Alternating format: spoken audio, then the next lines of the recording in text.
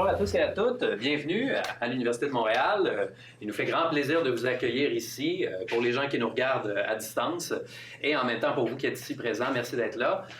Ce soir, on est dans une rencontre. Donc, nous sommes très heureux de vous inviter à la rencontre des études du jeu vidéo axée autour de la préservation du son et de la musique.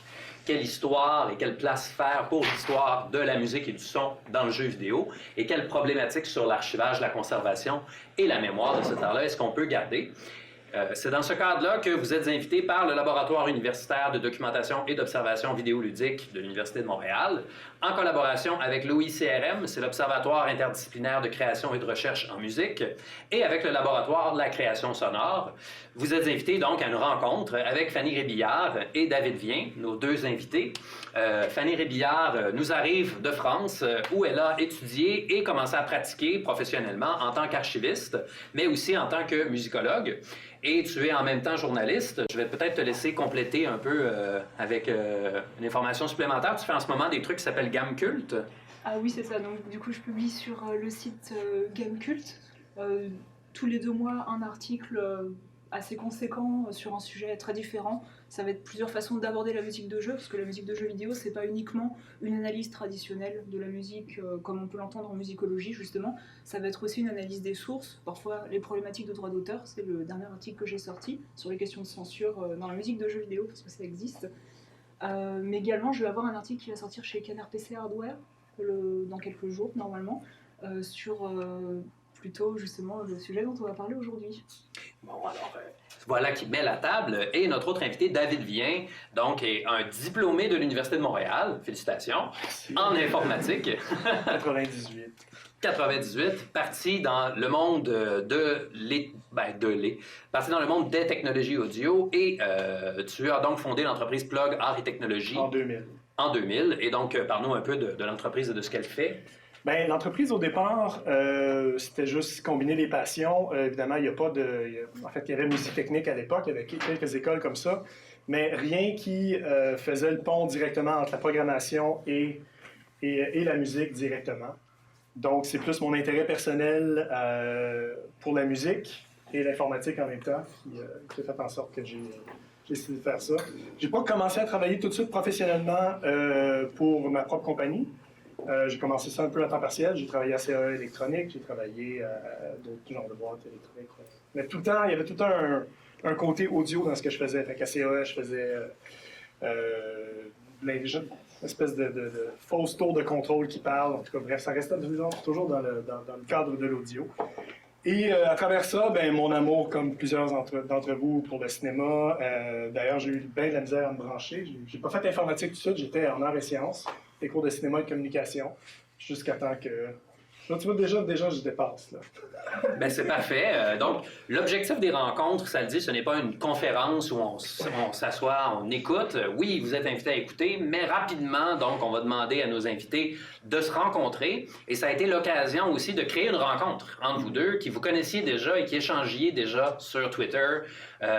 Fanny, tu faisais déjà des sujets de vulgarisation et des longs threads qui étaient lus par beaucoup de personnes qui s'intéressaient à la musique de jeux vidéo. Et David, évidemment, publie des produits et a son, comment je dirais ça, ses suivants, ses fans, donc utilisent ces produits. Et il y a donc une intersection assez naturelle entre la musique de jeux vidéo comme forme artistique culturelle et en même temps le côté très technique, très technologique. Et c'est un peu cette rencontre-là, si on veut, des deux mondes qu'on va voir ce soir. Moi, je vais m'asseoir dans la salle parce que je veux vous laisser le tremplin, puis je vais peut-être vous lancer des questions, mais on est là pour vous écouter et pour vous rencontrer aussi. Donc, peut-être première question, la musique de jeux vidéo, il faut l'archiver, il faut la préserver. Pourquoi, comment, qu'est-ce qu'il y a de particulier à la musique de jeux vidéo, peut-être, par rapport au cinéma? Alors, je pense que beaucoup d'entre vous le savent peut-être déjà, mais pas forcément, mais la musique de jeux vidéo, c'est un objet qui est très pluriel. C'est-à-dire qu'on n'a pas juste, comme au cinéma, par exemple, une piste musicale qui va se dérouler sous quelque chose de parfaitement millimétré et mis en scène. La musique de jeux vidéo, ça va être un alliage entre des sons parfois fixes, comme au cinéma, mais aussi beaucoup de sons qu'on va appeler plus programmatiques. Donc c'est ce qu'on appelle la différence entre le son streamé et le son programmé, avec la norme MIDI qui s'est imposée, mais pas tout de suite dans le jeu vidéo, donc une multiplicité de formats. Moi je suis d'archiviste numérique de formation, à la base je fais pas beaucoup de papier, mais on est toujours amené à le faire, Et il se trouve que déjà, quand on examine la musique de jeux vidéo d'un point de vue vraiment institutionnel, on a des limites à se fixer, on a des règles à suivre en termes de conservation, et on a des visions qui sont presque des politiques, qui font que les bibliothèques nationales, celles qui sont, nous en France, responsables du dépôt légal du jeu vidéo, elles peuvent archiver le produit fini commercial tel que vous l'avez chez vous pour essayer de le conserver sous sa forme physique. C'est ce qu'on va appeler l'archivage muséal, c'est-à-dire la préservation des formats traditionnels et des formats de lecture, donc une double préservation. Elles doivent préserver ça, mais elles se sont très vite rendues compte que le jeu vidéo, parce qu'il évolue très vite, parce que le matériel n'a pas été créé très souvent pour durer, parce que c'était des jeux qui devaient marcher quelques mois et puis après être balancés aux oubliettes, nos techniques de préservation traditionnelles ne fonctionnent pas pour le jeu vidéo. Donc il a fallu chercher d'autres choses, parce que les CD ont un temps de vie limité, les puces Game Boy aussi, une sauvegarde de Game Boy ça dure en moyenne une quinzaine d'années. C'est pas encore arrivé, mais sur la Super Nintendo également, on a une durée de vie qui va être plutôt de l'ordre de 30 à 40 ans, mais d'ici quelques années, il va y avoir des sauvegardes qui vont s'effacer, mais aussi des jeux qui ne marcheront plus parce qu'ils ont besoin d'une pile interne pour faire fonctionner l'horloge, tout simplement. Donc on a cette approche qui ne marche plus, et il a fallu s'approprier les autres développements de la musique informatique, ou de l'informatique en général, pour développer notamment l'émulation, dont on parlera beaucoup aujourd'hui, vu que David est parmi nous. Ça me semble très important, et puis on va faire des comparaisons. Mais l'émulation, c'est pas la seule chose. Je vous fais un bref historique, comme ça on sera débarrassé. On va aussi avoir la migration, qui est plus un acte d'actualisation d'un jeu, c'est-à-dire qu'on va le réécrire entièrement plutôt que d'essayer de recréer son environnement. La migration est intéressante en ce qu'elle permet de refaire le jeu, mais elle peut aussi représenter une actualisation totale. Par exemple, le prochain Final Fantasy VII qui va sortir, c'est en quelque sorte une migration extrême, mais ça n'aura plus rien à voir avec le jeu d'origine. Donc, dans ce cas-là, c'est un petit peu compliqué. Et les deux derniers qui sont plus mineurs dans l'archivage, on va voir le rafraîchissement, qui consiste à faire des copies d'un objet. Mais dans ce cas-là, si l'objet de base a une corruption, la corruption va passer dans les copies et la détérioration sera la même. Et le dernier, qui est vraiment le dernier recours des archivistes, quand il reste vraiment plus rien, c'est ce qu'on va appeler la description. Alors à une époque, la description d'une archive, c'était écrire ce que ça contenait, comment ça fonctionnait, essayer d'expliquer. Aujourd'hui, on a de nouveaux moyens qui nous permettent de le faire, notamment des vidéos YouTube avec beaucoup de personnes qui vont filmer leurs réactions, filmer les inputs, filmer énormément de choses pour donner le plus d'informations possible sur ce qu'étaient les jeux à l'époque où eux les ont connus, parce qu'on a aussi cette grosse évolution. Donc ça, c'est les méthodes principales d'archivage, mais il faut savoir que en théorie, on doit suivre des règles qui, dans l'archivage numérique, sont extrêmement compliquées. On en a 4 principales qui dépendent de normes qui sont fixées à l'international. C'est la norme ISO 15489 et les 30300, mais là on est vraiment dans les détails professionnels. Il faut qu'une archive, on puisse prouver qu'elle est authentique, c'est-à-dire qu'elle est bien ce qu'elle devrait être. Déjà, c'est quelque chose qui est assez compliqué. Le CD que j'ai, qu'est-ce qui prouve que c'est vraiment celui qui est sorti des usines de chez Square, ou est-ce que c'est une copie pirate? Généralement, par exemple, on peut utiliser les DRM pour prouver que c'est bien le bon objet parce que la clé d'activation fonctionne. Mais une archive, elle doit aussi être fiable. C'est-à-dire que son contenu doit être complet, exact et représentatif de l'archive. Dans ce cas-là, également, il faut développer des techniques numériques pour authentifier cet objet. L'archive doit être complète, elle doit être non altérée, elle ne doit pas avoir subi de modification, qu'elle soit volontaire ou involontaire. Et enfin, le plus important, l'archive, elle doit être exploitable. Donc ça semble être une évidence dit comme ça. Le problème, c'est qu'une archive exploitable, c'est déjà une archive qu'on peut trouver. Donc elle a été décrite et renseignée correctement. On peut la chercher dans un système de recherche, que ce soit Google ou le système d'une bibliothèque ou d'une ludothèque. Elle doit être récupérable, communicable, c'est-à-dire qu'il faut qu'on soit en mesure de la faire lire à des personnes.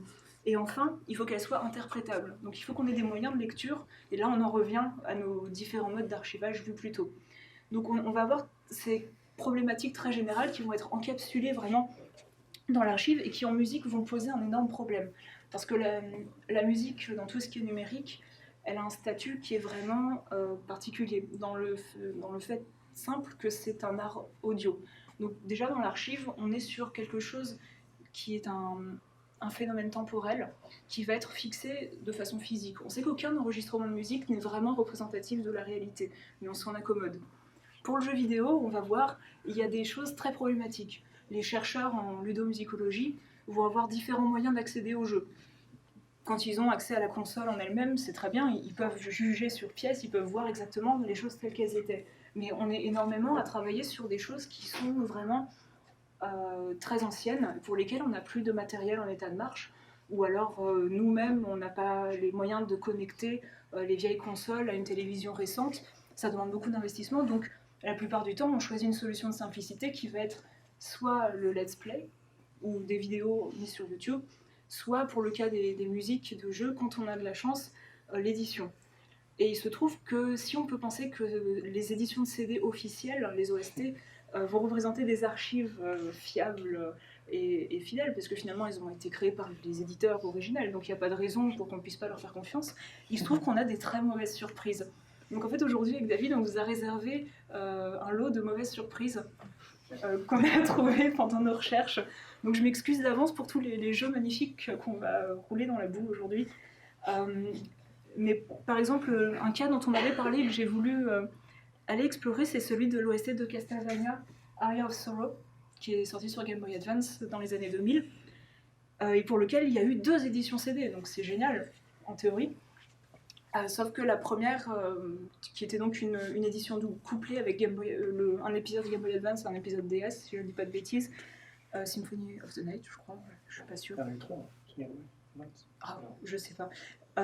Donc il y a eu une première édition et une deuxième qui était dans la Castlevania Box, un énorme machin en plein de CD qui avait notamment les OST de Castlevania 3.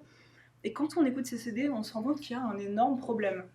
Donc je vais vous passer, ceci est une extraction depuis un CD qui est vraiment légitime, c'est pas un téléchargement, enfin voilà, ce que vous allez entendre n'a pas été altéré.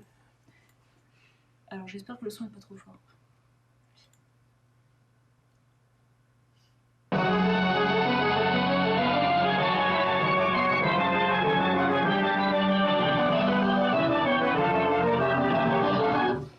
Voilà, donc là vous avez peut-être remarqué que c'est pas de très bonne qualité.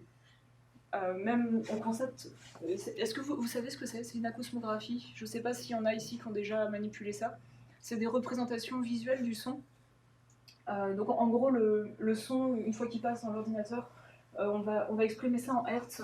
Les hauteurs, plus les hauteurs vont être aiguës, plus le nombre de hertz va monter. Sachant qu'un son en lui-même va se situer, on va dire, dans les parties basses, mais va avoir des harmoniques. Donc plus le spectre est large, plus le son va être riche.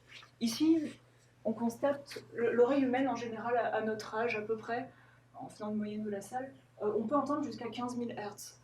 Donc ici, toutes les parties noires, c'est les endroits où il n'y a pas de son. Et en fait, il se trouve que bon, la Game Boy Advance, c'est une console de mauvaise qualité, mais elle n'en est pas à ce point-là. Vraiment pas. Donc j'ai essayé de trouver une autre solution où je me suis dit, c'est pas forcément la seule trace qui existe. Et là-dessus, je suis tombée sur une vidéo YouTube où là on voit que déjà il n'y a plus l'espèce de barre un peu bizarre qu'il y avait au-dessus, qui apparemment seraient des parasites d'une capture mal faite. C'est-à-dire que les personnes qui ont édité Square ont édité une bande-son où la capture a été mal faite. A priori, on aurait branché un câble jack directement dans un port, une sortie son Game Boy Advance, et ils auraient enregistré ça avec tous les parasites qui résultent du branchement. Donc, sur la vidéo YouTube, on va avoir cette version. Qui est déjà un petit peu plus riche. Pour vous donner un exemple, si je coupe les fréquences, la version CD, elle montait jusque là. Je ne sais pas si vous entendez la baisse de qualité. Bon là c'est inaudible. Mais donc déjà sur YouTube, une vidéo YouTube réalisée, on ne sait pas trop comment, peut-être avec un émulateur, peut-être en branchant un câble, on ne sait pas, donne un résultat qui est plus élevé que la version officielle. Et là-dessus, on ne sait plus vraiment à qui se fier, donc là j'ai appelé David à l'aide, qui m'a réalisé un vrai export. Vrai truc. Grâce à ces choses magiques. Et donc là, on va avoir cette version.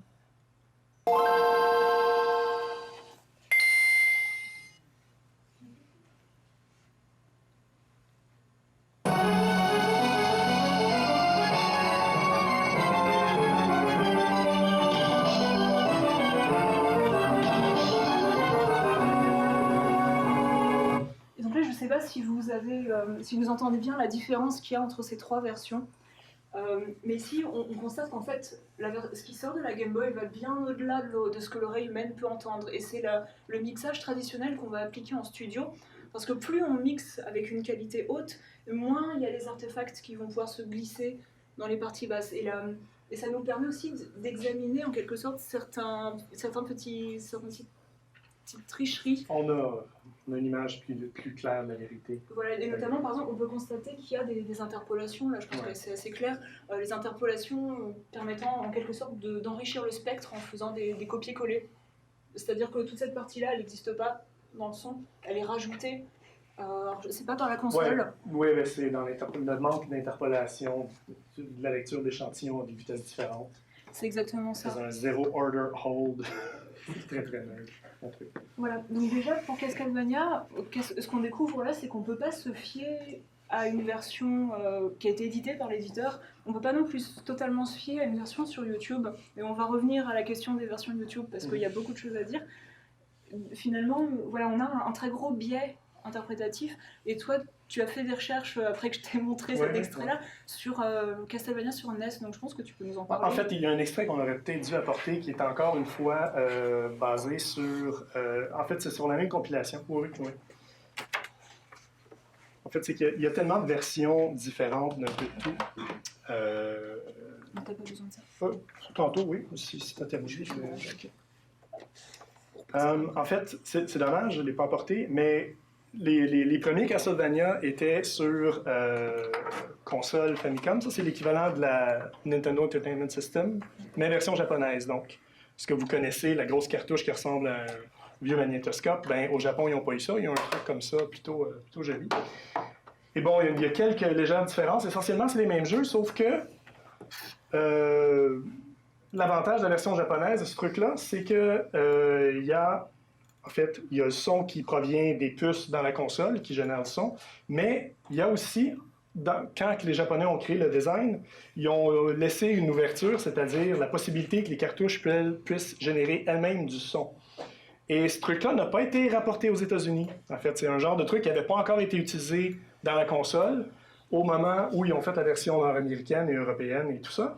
Donc, mais les développeurs japonais se sont dit, mais on pourrait faire de quoi d'intéressant avec.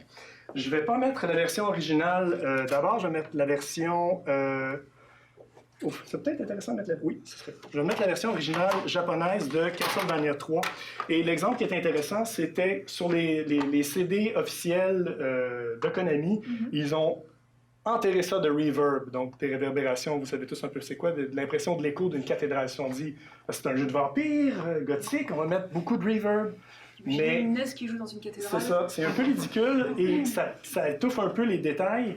On dirait que les gens qui ont fait cette compilation-là, en fait, ont pris certaines décisions un peu arbitraires et dépendamment du jeu, ont pris différentes décisions. Donc, il n'y a pas une cohésion. C'est comme s'il y a un tas de groupes qui ont décidé de trouver du matériel source à gauche et à droite.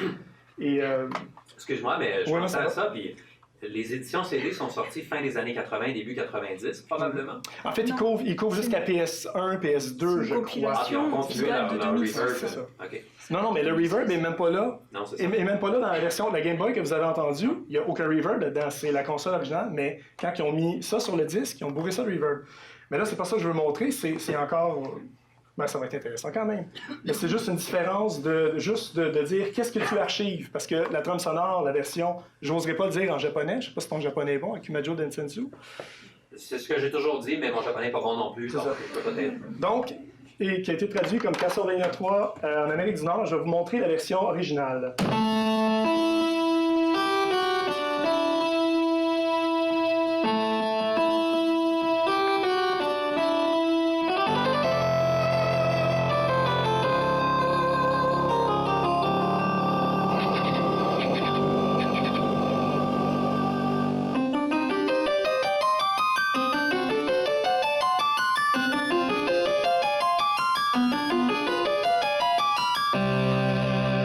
Désolé, je vais couper ça un peu court parce que j'ai pas de volume. Ce qui est intéressant, c'est qu'il y a du faux reverb et de l'écho déjà dans la balance entre les deux pistes sonores différentes. Donc, ce qui est généré par la puce VRC6 de la cartouche. Il faut savoir que c'était très lourd à faire ce genre d'effet à l'époque. Oui, ben En termes techniques, c'était une décision importante. Ça l'est encore sur les consoles portables comme la 3DS. Oui.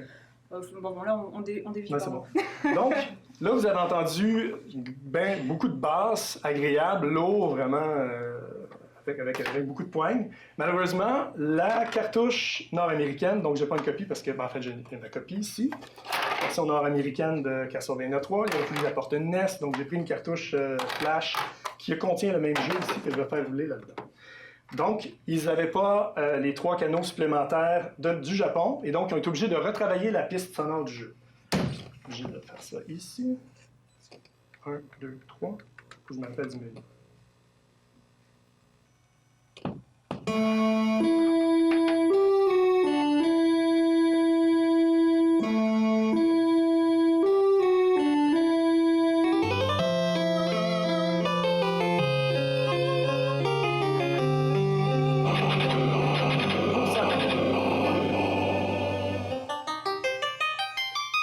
Donc, on n'a plus l'effet d'écho qui était possible avec les jeux. Donc, quand on est aux États-Unis et on joue à ça, on est très content, on trouve ça bien, tout ça. Et on ne pouvait pas faire la comparaison. Maintenant, on peut. Donc, ça fait partie. Donc, qu'est-ce que tu archives à ce moment-là? La version japonaise, la version américaine, les deux, ça fait plus de CD. Ça prend le matériel original. Comment on mixe? La version japonaise a 2 canaux, mais dépendamment de la console japonaise, parce qu'il y en a eu 3 modèles des Famicom japonaises, et en fait 4, si je compte la Twin Famicom de Sharp. Et le niveau de mix entre les deux et de filtrage des canaux supplémentaires n'est pas le même. Donc, encore, quel mix qu'on prend comme truc définitif? Donc, il y a la puce sonore de la console, il y a 3 variations de la console. 4 variations officielles. De la console. Et le mix level entre les deux sortes, les 2 canaux ne sont pas les mêmes. En Dans général, la cartouche, il y a une autre puce. Fait que donc, il y a un équilibrage qui doit se faire entre ces deux. c'est ça. Et j'ajouterais même qu'au-delà des versions de la Famicom ou de la NES, on va avoir d'autres différences qui vont dépendre purement du matériel sur lequel on lisait ces consoles. Tous les modèles de télévision n'ont pas les mêmes haut-parleurs. Donc là-dessus, on se retrouve non même pas face à 3, mais à des centaines de possibilités. Et ça, c'est un vrai problème en archivage parce qu'on sait qu'on ne peut pas tout conserver. Le problème, c'est que selon ce qu'on va étudier, en fait, c'est toujours comme ça qu'on va définir les choses. Est-ce qu'on étudie le point de vue des joueurs, la réception de la musique par le joueur américain? Dans ce cas-là, on a besoin de cette version-là. Ou est-ce qu'on étudie le processus de composition des Japonais et donc on prend la version de référence, celle sur laquelle on suppose qu'ils ont vraiment beaucoup travaillé? Parce qu'il faut savoir que parfois, entre 2 versions d'un jeu, c'était même pas les mêmes programmeurs et les mêmes compositeurs. C'est comme ça qu'il y a des bandes-son de jeux qui ont été réécrites totalement d'un support à un autre. En Europe aussi, vous aviez tout le temps des versions différentes, surtout pour les PC de maison, des trucs complètement différents. En fait, souvent, pour un jeu donné, on prend même la même plateforme, je pense, des fois au Commodore 64, il y avait, le même jeu était créé par 2 personnes en Amérique du Nord puis en Europe. L'exemple que j'ai, c'est Space Harrier ou des trucs comme ça, qui étaient carrément, à cause des droits de diffusion, à cause des... Qui a licensé ces trucs, il y a des histoires sur Tetris aussi très intéressantes dont on peut parler pendant plusieurs heures. Mais je vais... Donc, ça, c'est pour Castlevania. Je veux juste revenir un peu en arrière. Oui. Non, il est prêt. On s'en va déjà? C'est déjà plein? Il y a des gens qui ont averti qu'ils devaient quitter, là. Ah, OK, non, c'est bon. Rien à voir. Pour moi, tout ça, c'est tout à fait clair. Ça fait 15 ans que je suis obsédé par comprendre et reproduire tous ces trucs-là. Si je peux... Ah, il faut rallumer le projecteur. Pardon. On va essayer de faire quelque chose. Non. Ça revient. C'est juste après un bout. Donc, je disais quoi? Oui. Ça fait 15 ans. Ça fait 15 ans que je suis assez obsédé à comprendre ces choses-là. Et je voulais en venir à quelque chose. Je me dis, pendant que tu retrouves, je peux peut-être montrer... Je vous ai montré un problème de qualité du son. Donc, c'est-à-dire qu'on est face à un son qui est relativement intègre, qui est à peu près une reproduction de ce qu'on a entendu sur notre console, peut-être même de bien meilleure qualité avec l'installation qu'on a aujourd'hui. Mais il y a d'autres problématiques qui peuvent fausser les pistes et qui, elles, sont beaucoup plus importantes. Est-ce qu'il y en a ici qui aiment Final Fantasy VI? C'est bien. Bon, je peux l'écrange du coup. C'est de ce côté-là. En fait, pendant que... Oui, ici. Figurez-vous que par exemple, lorsqu'on prépare un cours et qu'on souhaite montrer une vidéo de Final Fantasy VI pour montrer à quel point ça a été important dans l'apport de la mise en scène, et qu'on cherche une vidéo sans avoir à aller ressortir une Super NES pour faire une captation, enregistrer, etc. C'est très compliqué. On prend la solution de facilité, on va sur YouTube. Et donc là, dans ce cas-là, je vais vous passer ce petit extrait absolument charmant d'une des vidéos qui a plus de 100 millions de vues. Ouais.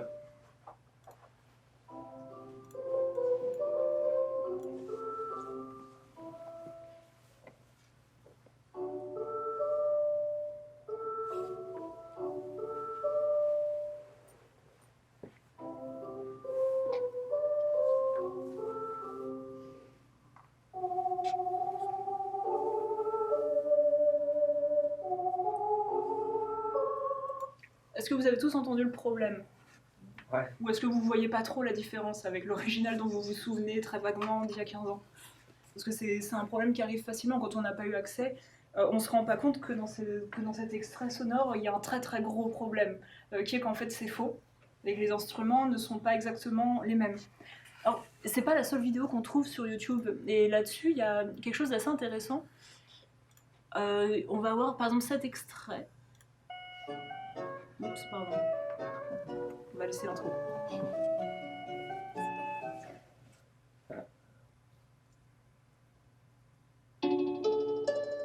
Alors c'est déjà mieux. Non. Ah. On n'a jamais fait ça. Syndrome de la démo.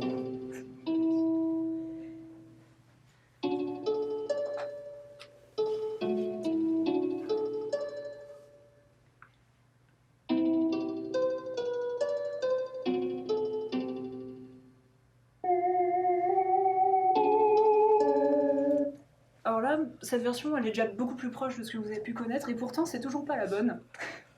C'est aussi une version qui se trouve sur YouTube, et je ne sais pas si elle est issue d'une émulation qui a aussi un problème, ou d'un souci qui est lié directement aux algorithmes que YouTube va utiliser pour compresser le son dans les vidéos, parce qu'il faut savoir qu'il y a des algorithmes automatiques qui s'appliquent et qui vont parfois faire des dégâts.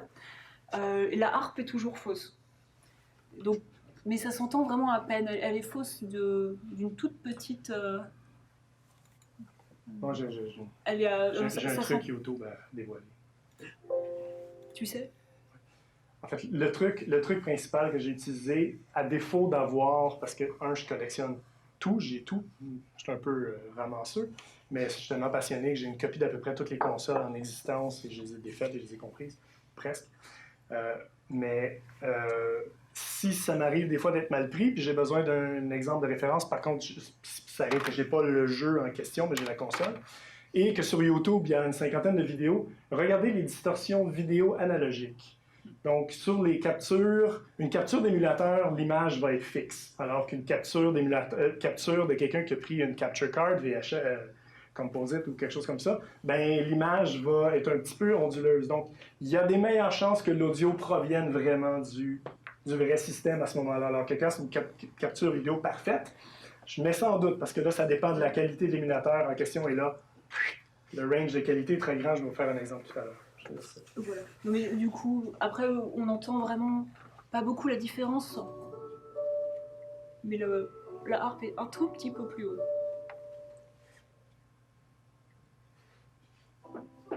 Alors là, il y en a un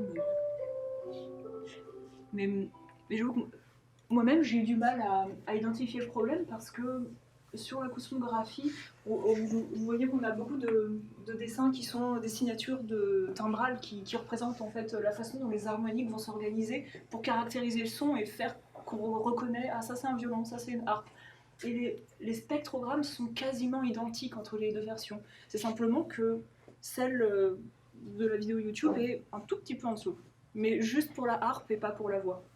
Donc voilà, on a ce gros problème de source qui est que pour un musicologue, ça peut être dramatique d'analyser une vidéo comme ça et de se baser sur ce type. J'ai souvent eu ce problème de vouloir faire des relevés pour Game Boy, par exemple, et de me rendre compte que le son qui sortait de l'émulation, en fait, n'était pas au La 440. Mais c'est ça, il y a vous, il y a certains aussi des blogueurs qui parlent de musique de jeux vidéo plus avancée. Et moi, ça me fait un plaisir de vous dire, vous avez besoin d'une source absolument sûre et certaine qui provient, appelez-moi, ça me fait un plaisir de vous faire un rendu directement de la machine si vous en avez besoin. C'est sûr que je ne peux pas faire ça pour tout le monde ou à temps plein. Donc, il n'y a pas beaucoup de gens comme moi qui peuvent vraiment faire un enregistrement de la source pure avec de la bonne qualité. Donc, il y a conscience de garder les consoles en état de marche, même si elles ont 40 ans, d'avoir l'équipement et la connaissance de faire des bonnes captures de son aussi. Parce que souvent, les collectionneurs audio de consoles, ce n'est pas nécessairement des triples d'audio, c'est des triples d'images et de son. L'image prend toute la place souvent en émulation et en capture, et le son, on entend, c'est correct. Good enough. Je crois qu'on a une question là. Oui. Ouais, justement sur ces questions d'utiliser les consoles en état de marche. Oui. À la BNF, je sais qu'ils ont fait le choix de l'émulation pour les consultations, pour préserver le plus longtemps possible. Je ne sais plus si c'est Dominique ou Karl qui m'avait expliqué que dans certains cas, l'émulation, comme le matériel utilisé est de qualité supérieure, il y a des sons qui sont créés en plus, un enrichissement par rapport à la musique originale. Donc, je voulais savoir à terme, cette question de la préservation du matériel versus l'émulation, comment ça se passe? Est-ce qu'on peut régler l'émulation pour être plus proche de la machine originale? C'est ce que je tente de faire depuis 15 ans, jour après jour. Des exemples. On avait fini? Tu peux pas mettre Moi, j'ai fini la partie émulation. L'exemple que j'ai capturé, parce que j'avais capturé ce truc de harpe directement de la console de façon numérique tout à l'heure, mais je veux dire, on ne verra peut-être pas la différence ici. C'est comme tu veux. Non, sur l'émulation, tu as peut-être encore des exemples à montrer de ton côté? Oui, j'ai beaucoup d'exemples d'émulation à montrer, malheureusement. Donc je vais te les passer, parce qu'après, moi, tout ce qui me reste, c'est plutôt sur les problèmes d'interprétation. OK. Bon, on peut en... C'est ça, non? Je vais te laisser la parole pour finir sur l'émulation, parce que David est bien plus calé que moi là-dessus. Moi, je fais partie de ceux qui emploient ces services pour essayer d'enrichir leurs recherches. Mais les problèmes d'émulation, c'est plutôt à lui qu'il faut s'adresser. Mais en fait, là, je me rappelle de mon idée tout à l'heure, puis ça, je ne l'avais pas pris en note comme tel, mais je crois que nous, on se parle, on comprend, on connaît notre domaine, mais reculer un peu et se dire qu'il y a une espèce de frontière, en tout cas dans ma tête à moi, dans mes recherches, où l'émulation ou la qualité sonore est un peu... On peut prendre ça pour acquis, je dirais. PS2 en montant, essentiellement, on parle de bandes qualité CD faites avec toutes sortes de moyens. C'est des orchestrations, bon, PS3, disons. Ça, c'est quoi ton... Oui, PS3? Si tu veux. Bref, disons qu'il y a une espèce de flou où, à partir de la PS1, où carrément les trames sonores pouvaient être... En fait, c'était un CD, une partie audio des CD qui jouait en streaming à l'arrière, donc... À savoir que c'était des mélanges, en fait, parce que sur PS1, on pouvait en fait avoir le jeu gravé sur une première piste et de la musique en streaming, donc en qualité audio, sur les pistes suivantes, mais dans ce cas-là, techniquement, c'était assez compliqué à gérer, parce qu'il fallait que la lentille se déplace sur la piste 1, charge les données correspondantes, et vite aille sur une autre piste pour jouer la musique. Donc souvent c'était plus simple de mettre des données MIDI directement dans la piste avec le code du jeu. Comme ça on était tranquille, tout était chargé, tout se jouait. Je sais qu'il y avait beaucoup de jeux qui étaient un peu en hybride comme ça. Ouais. Tu m'arrêtes si j'ai des bêtises. Oui, non, il y en avait plusieurs. Mais le point que j'essaie de faire, c'est au niveau émulation, il y a beaucoup plus de challenge en reculant, parce que là, c'est le Far West. C'est ça que je vais montrer. Et est-ce que c'est clair, ça, pour tout le monde, que plus on recule dans le temps, plus les générateurs de son étaient uniques à telle console, telle variante de console, et offrent un challenge pour quelqu'un comme moi qui essaye de faire en sorte de reproduire ces trames sonores-là. Et dans mon cas aussi, de façon commerciale, j'ai une compagnie qui existe dans le but uniquement de faire ce que j'aime. Je ne fais pas beaucoup d'argent, j'en fais pas du tout. C'est juste un prétexte pour pouvoir travailler dans ce domaine-là et à temps plein. Donc, je me suis créé mon propre emploi.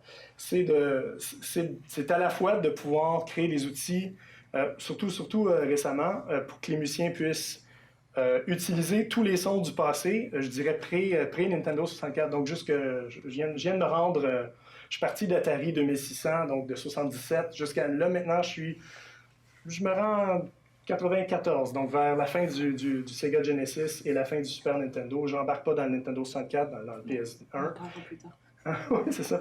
Parce que pour moi, dès que les trames sonores, dès que les sources sonores se rapproche trop d'un enregistrement orchestral, je perds de l'intérêt parce que c'est pas assez unique point de vue timbre. Il y a tellement de richesse, il y a tellement de variantes, il y a tellement de trucs spécifiques, un peu tordus, des problèmes. Et c'est tout mêlé aussi avec les limitations, parce qu'on parle de un vieux Nintendo, un vieux Famicom. Ben, essentiellement, on a 3 voix de musique, une voix de bruit, et si on est chanceux, une voix de sample qui n'était pas tout le temps utilisée parce que la qualité est assez mauvaise. Donc, faut les contraintes que ça demandait pour un compositeur de créer. Bon, on connaît tous les pièces de Mario. D'ailleurs, je vais vous montrer un exemple tout à l'heure. Je vais jouer un peu avec vos oreilles. J'ai un jeu prévu avec vous. Donc, il y avait des challenges de composition énormes pour réussir à écrire quelque chose d'intéressant. Des trames sonores dont on se rappelle encore de nos jours, mais avec 2 ou 3 voix de musique, alors que maintenant, un orchestre est là. Mais bon, je trouve pas que ça enlève quelque chose. Moi, la recherche, la difficulté de reproduire ces trucs-là correctement est plus difficile que juste prendre un fichier Wave et de le faire jouer alors qu'on a encore les enregistrements. C'est encore drôle parce que Final Fantasy VII est en fait, c'était MIDI surtout. Là. Oui. Et la version PS1 ne ressemble pas du tout à la version PC parce qu'ils n'ont pas les mêmes échantillons en général MIDI. Et il y a le même problème pour FF8, il paraît que c'était catastrophique sur PC. Ils sont pas bons. Hein. On dit sauvegardez vos photos, sauvegardez vos données. C'est gentil. Non, c'est un aparté. Mais après, la comparaison récente, elle amène plein d'autres choses aussi, parce que ce qui est amusant, c'est que maintenant, tu dis que les orchestres ont pris le dessus pour jouer. Oui. Mais maintenant, comme on reproduit les sons par ordinateur de ces orchestres-là, oui. Ce qui est amusant, ce qui amène une nouvelle chose, c'est qu'en fait, les orchestres ne sont pas forcément capables de les jouer parce qu'on les produit dans des programmes informatiques. Et donc, musicalement, par l'instrument, c'est impossible à faire. Absolument. Donc, ça ramène encore d'autres défis. D'ailleurs, ça pose des problèmes parce que je pense à un exemple chez Nintendo pour la bande originale de Super Mario Galaxy 2. C'était un jeune compositeur qui a été en partie responsable de certains enregistrements et donc il a fait des arrangements comme il le fait d'habitude pour des VST, des instruments virtuels orchestraux. Sauf que quand il a fallu faire jouer ça par un grand orchestre, il y a un de ses collègues qui est repassé par-dessus vite pour rectifier, pour que ça soit plus simple, parce qu'il faut savoir qu'une partition MIDI, une partition qui doit être lue par un ordinateur n'est pas du tout écrite de la même façon qu'une partition écrite pour un orchestre. Et quand j'ai sorti des extraits MIDI dans mon mémoire de master, c'était il y a longtemps, c'était en 2011, donc à l'époque on avait beaucoup moins d'outils que maintenant, donc j'ai pris ce que j'avais trouvé sur le net. Je me suis fait engueuler par mes directeurs parce qu'ils m'ont dit mais qu'est-ce que c'est que ces dièses et bémols, enfin l'armure, corrige-moi ça, c'est n'importe quoi. Et moi je leur dis mais c'est les fichiers du jeu, j'y peux rien. Donc on a vraiment en fait le problème de pourquoi est-ce qu'on écrit ou pour qui est-ce qu'on écrit, et ensuite qui va jouer et qui va accéder aux fichiers pour l'étude. On va vraiment avoir plusieurs moments dans la vie de la musique de jeu qui vont faire qu'avoir simplement l'enregistrement n'est pas suffisant. Et c'est pour ça que c'est aussi important de documenter autant les partitions d'orchestre, mais pour le cas de Final Fantasy par exemple, elles sont jalousement gardées, c'est très très compliqué de les avoir, même d'avoir des droits pour faire des interprétations. Donc personne n'a accès à ces partitions officielles, sauf s'il faut une édition dans le commerce, mais ça se fait très peu. Du coup, il y a une nécessité aussi de remonter, de creuser. Après, pour la question justement de la composition pour instruments synthétiques, j'en parle dans mon dernier exemple après. Okay, donc je vais te laisser finir peut-être sur... Ouais, mais c'est sûr, je pense que c'est le temps de faire mon petit jeu, en fait, préparé. Ce qui est très curieux, et ça même dans mon domaine, même parmi les clients potentiels, c'est pas toujours facile de leur faire comprendre qu'est-ce qui est supposé bien sonner. Et qu'est-ce qui est plus proche d'une vraie console? Donc, ce qu'il faut savoir, c'est que contrairement à l'image où on peut poser 2 images côte à côte et dire bah là c'est pas la même couleur, ça c'est pas la même forme, comparer 2 sons, c'est quelque chose qui dans le cerveau est assez compliqué. C'est plus difficile de dire si 2 sons sont différents que de dire si 2 images sont différentes. Surtout que souvent il y a des sons qu'on n'a pas entendus depuis longtemps. Donc c'est normal de se tromper. À ce niveau-là, il n'y a pas de culpabilisation à avoir. Même moi, ça arrive à tout le monde. OK, donc, on va entendre des sons assez typiques. Je vais mettre un... Qui connaît un peu le timbre du vieux Nintendo 8-bit, par exemple? C'est clair. C'est des sons très simples, donc surtout des formes d'ondes carrées. On se dit, et donc pour un synthétiseur, n'importe quel synthétiseur qu'on achète, la forme d'onde carrée, c'est la base. C'est extrêmement simple, c'est le passage de 0 à 1, 1 à 0 en alternance, avec une période donnée, et ça donne C'est une fréquence. C'est ça, ça donne une fréquence qui fait très... c'est très particulier. Alors, je ne sais plus à quels instruments attribuer par contre. Parce qu'on va avoir aussi des ondes qui sont plutôt en dents de scie comme ça, et qui ne vont pas du tout sonner de la même façon. Non, parce que on va avoir une espèce de vibrato, alors que l'onde carrée, il n'y a pas de vibrato. C'est très... Bon, on peut la rajouter si on veut, mais naturellement, on n'a pas.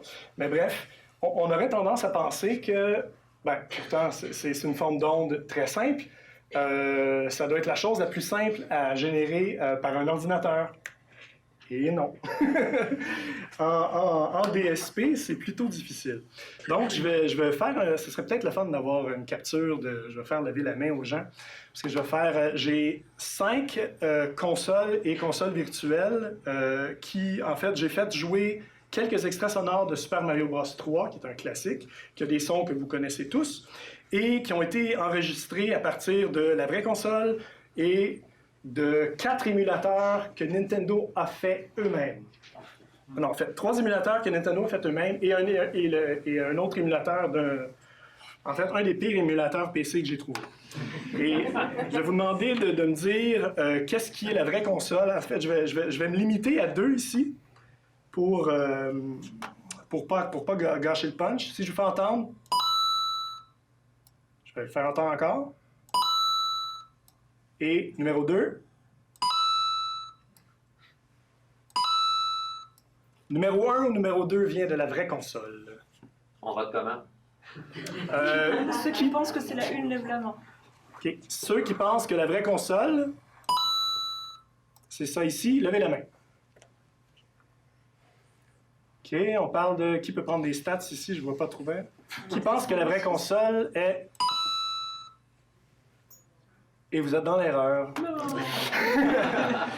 Le son le plus pur vient de la vraie console, parce qu'une forme d'onde carrée est extrêmement simple à générer par quelque chose de bête comme une puce qui est générée par un cristal au quartz ou quelque chose comme ça, parce que c'est bête, ça va de 0 à 1 et ça a une fréquence absolument simple et exacte. Et ce truc-là roule à 1,79 MHz. Donc, en découpant cette fréquence-là avec un compteur, on peut créer toutes les formes, toutes les... En fait, il y a 11 bits, je vous emmerde dans des trucs techniques. Il y a 11 bits de résolution, donc on peut créer beaucoup de variantes différentes. Donc, ce qu'on entend ici, ça s'appelle en DSP Talk de l'aliasage. Donc, il y a des fréquences, des composantes harmoniques qui n'ont aucun rapport avec le matériel source. J'ai d'autres exemples ici. Le son de pause, du vrai Nintendo. Ça, c'est l'émulateur de Super Mario Bros. 3 qui est dans la 3DS sur la Virtual Console. Donc, Nintendo a fait ça. Il y a pire. Nintendo a fait aussi...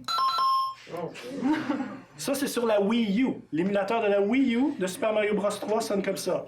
Et le pire émulateur de PC que j'ai trouvé... C'est horrible. Par contre... Et là, ça, j'ai appris ça parce que j'ai demandé à des gens de me faire des copies.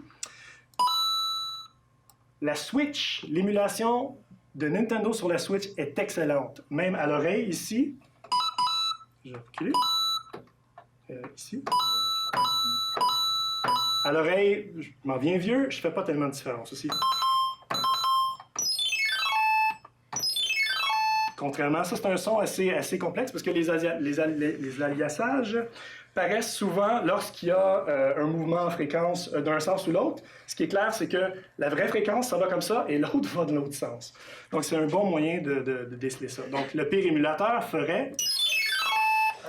Ça donne le goût. Ouais. La Wii U, la 3DS, oups, la vraie console et la Switch. Donc, on voit ici que c'est quand même curieux parce que techniquement, entre une Switch et une Wii U, oui, la Switch est un peu plus performante, mais c'est pas des années-lumière. Donc, selon mon expérience de programmeur, ils auraient pu faire beaucoup mieux. Est-ce que tu crois qu'ils ont amélioré leurs compétences? Ah oui. Je ne sais pas ce qu'ils ont fait. Pour moi, ils ont licensé un émulateur, quelque chose, parce que la qualité du son que vous entendez de la Switch est comparable à... En fait, je pense qu'il y a à peu près 5 émulateurs. Sur la liste, si vous faites une recherche Google, un émulateur de NES, les 5 plus populaires utilisent toute la même librairie qui a été créée par un type qui s'appelle Blarg et qui, DSP-wise, il est très fort. Donc, il n'y a plus de problème. Les émulateurs gratuits, pas faits par Nintendo, jusqu'à très récemment, étaient meilleurs que ceux que Nintendo était capable de faire pour leur propre matériel. Ça, c'est le genre de truc qui me passionne. Il faut savoir qu'un... Oui. Je dis juste un détail et après on répond à la question. Un des compositeurs emblématiques de la Game Boy, par exemple, Alberto González Macalbi, à qui j'ai pu m'entretenir, m'a confié qu'il avait lui-même développé son propre émulateur Game Boy parce que ni ceux de Nintendo ni ceux qu'il trouvait sur la toile n'étaient faits pour le son, et du coup il voulait vraiment recréer et retrouver le son de ses compositions originales. Donc il a développé son propre émulateur Accès Son, et puis il a Je comprends tout à fait. Voilà. Parce qu'il m'a dit, je suis allée sur YouTube, j'ai cherché ma musique et là j'ai trouvé des choses et j'ai dit mais c'est pas ma musique. Donc voilà, il a tout refait, il a tout remis sur son Bandcamp. Ben là, on peut rentrer là-dedans. Je dis, un artiste qui entend son propre matériel converti en MP3 fait « Mais qu'est-ce qui se passe avec mes fréquences? » C'est ça. On avait une question là-bas. Oui, pardon. Je suis pas complètement sûr, mais il me semble que l'émulateur sur Switch, c'est du streaming, alors que les autres, c'est l'émulation. Si je me trompe pas, ça pourrait peut-être expliquer. Oui, ça influence pas nécessairement. Oui, c'est le système de streaming sur Switch. Oui, parce qu'il faut avoir il faut payer pour un accès en ligne. Après, le fait que le jeu soit joué en streaming, ça veut simplement dire qu'on y accède à distance, mais ça veut pas dire pour autant que c'est pas un émulateur. Enfin, c'est un émulateur qui tourne debout. Ouais. Donc ça influence pas nécessairement, même via le streaming, augmente les chances pour qu'il y ait des problèmes. Mais là, on a C'est ça, mais malheureusement, j'ai pas eu de Switch moi-même, donc j'ai demandé à un collègue de me faire ces enregistrements-là. J'avais aussi la Nintendo classique, la NES classique. Je sais pas pourquoi qui est pas là. Mega Drive Mini. La Mega Drive. Quelle horreur. C'est très sourd, hein? Ça, c'est pire. Wii U. Et l'original? Bref, assez joué avec ça. Donc ça, c'était vraiment pour montrer à quel point il y a des challenges. Moi, c'est sûr que ce qui m'intéresse, c'est la qualité d'émulation. Et aussi de se rendre compte qu'il y a un manque de respect pour les compagnies envers leur propre matériel. Ça fait écho à ce qu'on a entendu, qu'est-ce que Konami a fait aussi. On a énormément d'histoires en interne qui finissent toujours par sortir, à savoir que c'est pas propre à la musique, mais la perte de données, c'est quelque chose de très fréquent dans le jeu vidéo. C'est pour ça qu'on a des fiascos comme Silent Hill Collection sur je sais plus quelle console, où en fait ils se sont rendus compte quand ils se sont dit tiens, on va faire une version remaster, ça serait sympa, qu'ils avaient plus le code source du jeu. Ils ont fini par retrouver un code source apparemment chez un des anciens développeurs qui était même plus dans la boîte, qui avait une version de travail, donc c'est-à-dire à 50% du développement. Ils ont dû reprendre le développement depuis zéro, parce que faire du rétro-engineering sur une version commercialisée d'un jeu, c'est très difficile. Ça se fait. Mais c'est très long. Mais eux, ils n'avaient pas l'argent, ils n'avaient pas le temps à consacrer, mais ils ont quand même perdu 2 ans. C'est un problème possible, mais très coûteux. Et du coup, les 2 ans de développement qu'ils ont perdu à recréer le jeu original, c'est 2 ans de développement qu'ils n'ont pas utilisé pour faire une version réellement remasterisée, ce qui fait que ça a été un vrai fiasco. Mais effectivement, en termes de musique, il y a des choses très compliquées, à savoir que parfois les compositeurs n'ont même pas le droit de garder leurs propres fichiers, selon les contrats qu'ils ont signés avec les entreprises.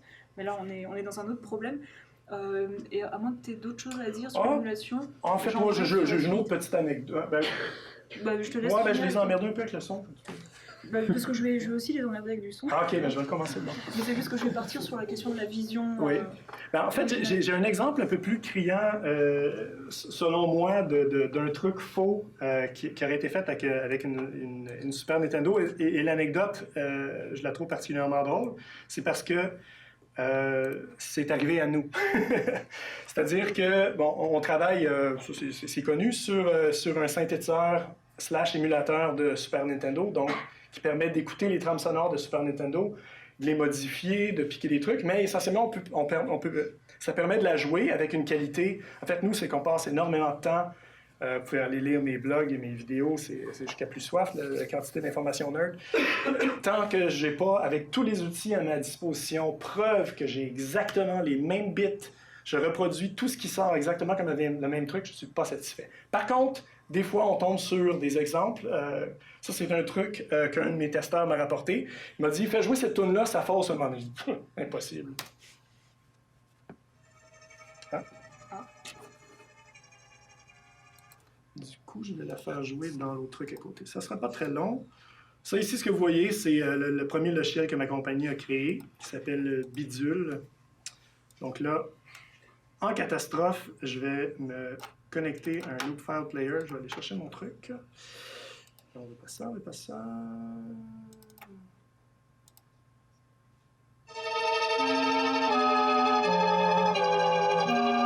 Ici, tout va bien. Ici, tout va bien.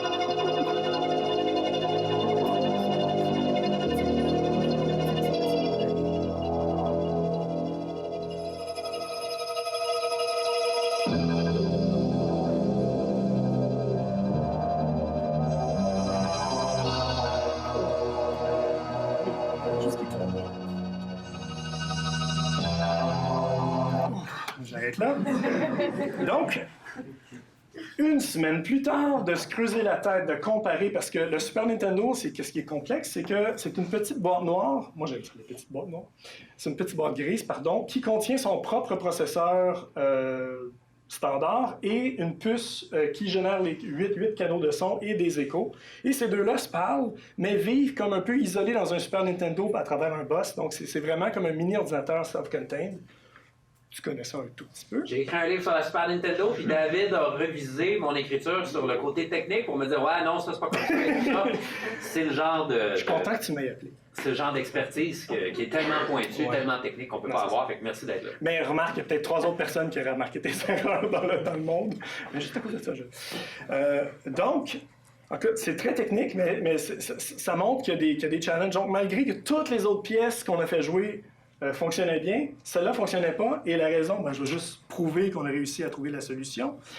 Ça ne sera pas trop long, je vais juste remplacer ce module-là par tout truc ici. Là, inquiétez-vous pas, cette interface usager-là, elle est très, très, très préliminaire. Donc ici, j'ai rajouté un truc qui permet de soloer la piste qui faussait, la piste numéro 2.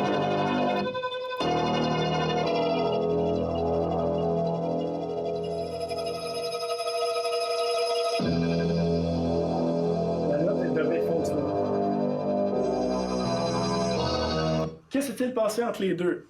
Le rigolo de Tim Follin dans son engin de musique, parce que chaque développeur, c'est un peu comme sur le Commodore 64, les gens créaient leur propre moteur pour faire jouer leurs chansons, parce que les gens avaient des idées en tête. Lui, cette pièce-là, elle continue, elle devient dub, elle est vraiment très bien, je pourrais la faire jouer plus longtemps.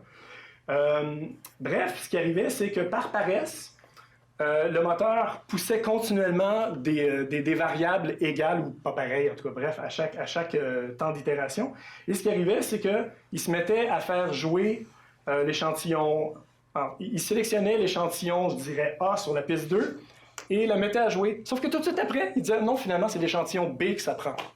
Sauf que si tu ne prends pas le cas, si tu ne supportes pas le cas où, essentiellement, le sol s'écroule entre tes mains puis tu es capable de retomber sur tes pattes et jouer un échantillon qui a été inséré après le début de la lecture, bien, ça sonne comme ça sonnait. Essentiellement, je jouais un échantillon qui était tuné. C'était un autre échantillon de cordes, mais qui était, je ne sais pas, un octave en bas ou un octave en haut, donc qui n'était pas supposé de jouer à cet endroit-là. Donc, c'est seulement parce que juste dans l'ordre de 2 instructions, ça nous a pris une semaine de figurer où on regardait partout, on regardait est-ce qu'on décode pas l'information de fréquence comme du monde, est-ce que le CPU en dessous est mal émulé, tout ça, une semaine pour régler ce petit problème-là. Et c'est une piste sur 300. Donc c'est un peu une espèce et ça a été réglé la semaine dernière, donc je trouvais que c'était à propos. Donc c'est tout pour mes petites démos. Bon, je peux faire un truc... donc maintenant que je me venge, je pourrais dire... Solo ici. C'est pas grand chose. Je vais prendre un peu qu'on connaît plus. Je vais tourner le trigger. Je peux faire grab, stop et... Non, c'est pas tout à fait ça. Ah, c'est parce que... Donc, ça permet d'isoler, d'écouter les pièces de Super Nintendo, les isoler et de jouer avec. Oui, on peut dire que c'est du piquage, sauf que ce que vous devez savoir, c'est que à peu près tous les compositeurs japonais ont piqué tous les sons de tous les jeux, des Emu, des Akai, des Kurzweil. Donc, ils utilisaient illégalement, si vous voulez, des banques de sons de leur matériel hardware qu'ils échantillonnaient pour mettre dans leurs jeux. Et là-dessus, du coup, on peut arriver sur un exemple, une belle transition. Ah, parfait, parfait. Je vais arrêter mon Oui, truc. voilà, on parlait justement du fait que ça s'arrêtait à la Nintendo 64, parce que il y a eu à partir de la Nintendo 64, enfin même de la Super NES, mais c'était C'est un stade... C'est ici, là-bas? C'est l'autre côté. Ça, c'est mon câble d'alimentation. Oui. C'est pareil. Sur la Super NES et la Nintendo 64, plus à partir de la Nintendo 64, on avait possibilité de stocker directement des échantillons sonores dans une console. C'est-à-dire que pour ceux qui ne le savent pas, excusez-moi, je n'arrive pas à... La Nintendo 64, dans la console, il n'y avait pas de système son. Tout était construit directement sur chaque cartouche. Donc du coup, ça a fait une pléthore de solutions différentes. Mais il y a aussi autre chose, c'est qu'effectivement tous les compositeurs de cette époque, à partir de la Nintendo 64 et sur toutes les consoles qu'on suivi, que ce soit chez Nintendo, chez Sony et même sur ordinateur, même si parfois on pouvait remplacer effectivement des banques de sons sur Warcraft et compagnie, les compositeurs ont utilisé les banques de sons qu'ils avaient à disposition. Et là-dessus justement, je vais vous montrer, parce qu'on ne pouvait pas prendre les échantillons sonores tels qu'ils étaient, les exporter et les mettre dans le jeu parce que ça tenait pas, c'était trop gros. Il aurait fallu au moins l'équivalent de 2 jeux pour pouvoir stocker ça. Je crois que quand on remonte à très loin, il me semble Satoru Iwata avait dit que sur NES, la musique devait prendre entre 1,5 kilobits et kilobytes. On fait tout ça la comparaison de ça fait combien de emails, de parties de emails. J'aurais en tête du email. Moi je pense plutôt à un fichier de musique de 3 minutes. Aujourd'hui, ça se compte en mégas. Là, on était au byte, au kilo. Mais bref, du coup, quand ils prenaient leurs échantillons sonores, eux, ils composaient souvent sur leur ordinateur, ils avaient leur idée très précise, et ensuite, il fallait entrer ça, passer ça dans la moulinette pour que ça rentre dans le jeu d'une façon ou d'une autre. Et ensuite, nous, on a entendu leur musique. Et là-dessus, justement, il y a des surprises, et il y a des personnes, des amateurs, amateurs professionnels pour moi, qui ont fait un travail qui a jamais été fait par les compagnies, qui n'a pas non plus été tout à fait fait par les compositeurs, et qui est extrêmement important parce que là, on remonte à l'intention du compositeur. C'est-à-dire que ce qu'on vous entendez dans un jeu, c'est pas toujours ce que le compositeur a voulu. Et donc là-dessus, je vais montrer qu'un seul exemple parce qu'on s'approche de la fin. Mais c'est le meilleur exemple, c'est l'OST de Golden Sun sur Game Boy Advance.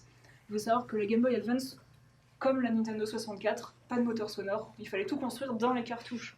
Sachant que c'était une espèce de Super Game Boy améliorée, mais c'était pas non plus une Nintendo 64. Intégrer de la musique de bonne qualité, c'était très compliqué. Donc pendant très longtemps, quand on voulait écouter la musique Game Boy Advance, surtout la musique de Golden Sun, qui n'a pas été éditée comme ça a été le cas pour Castlevania, peut-être heureusement d'un côté, la seule solution c'était d'aller sur YouTube et de voir ce que les gens avaient fait. Donc quand on va sur YouTube, on trouve ça. Pour information, l'oreille humaine entend jusqu'à 15 000, j'ai dit plus haut. Donc là, c'est vraiment, on est dans de la très mauvaise qualité. Et finalement, comme c'est de la Game Boy Advance, c'est normal, parce que la Game Boy Advance, souvent, la qualité de la musique ne montait pas plus haut que 10 000 Hz. Donc du coup, voilà un petit extrait de Golden Sun. Si ça marche.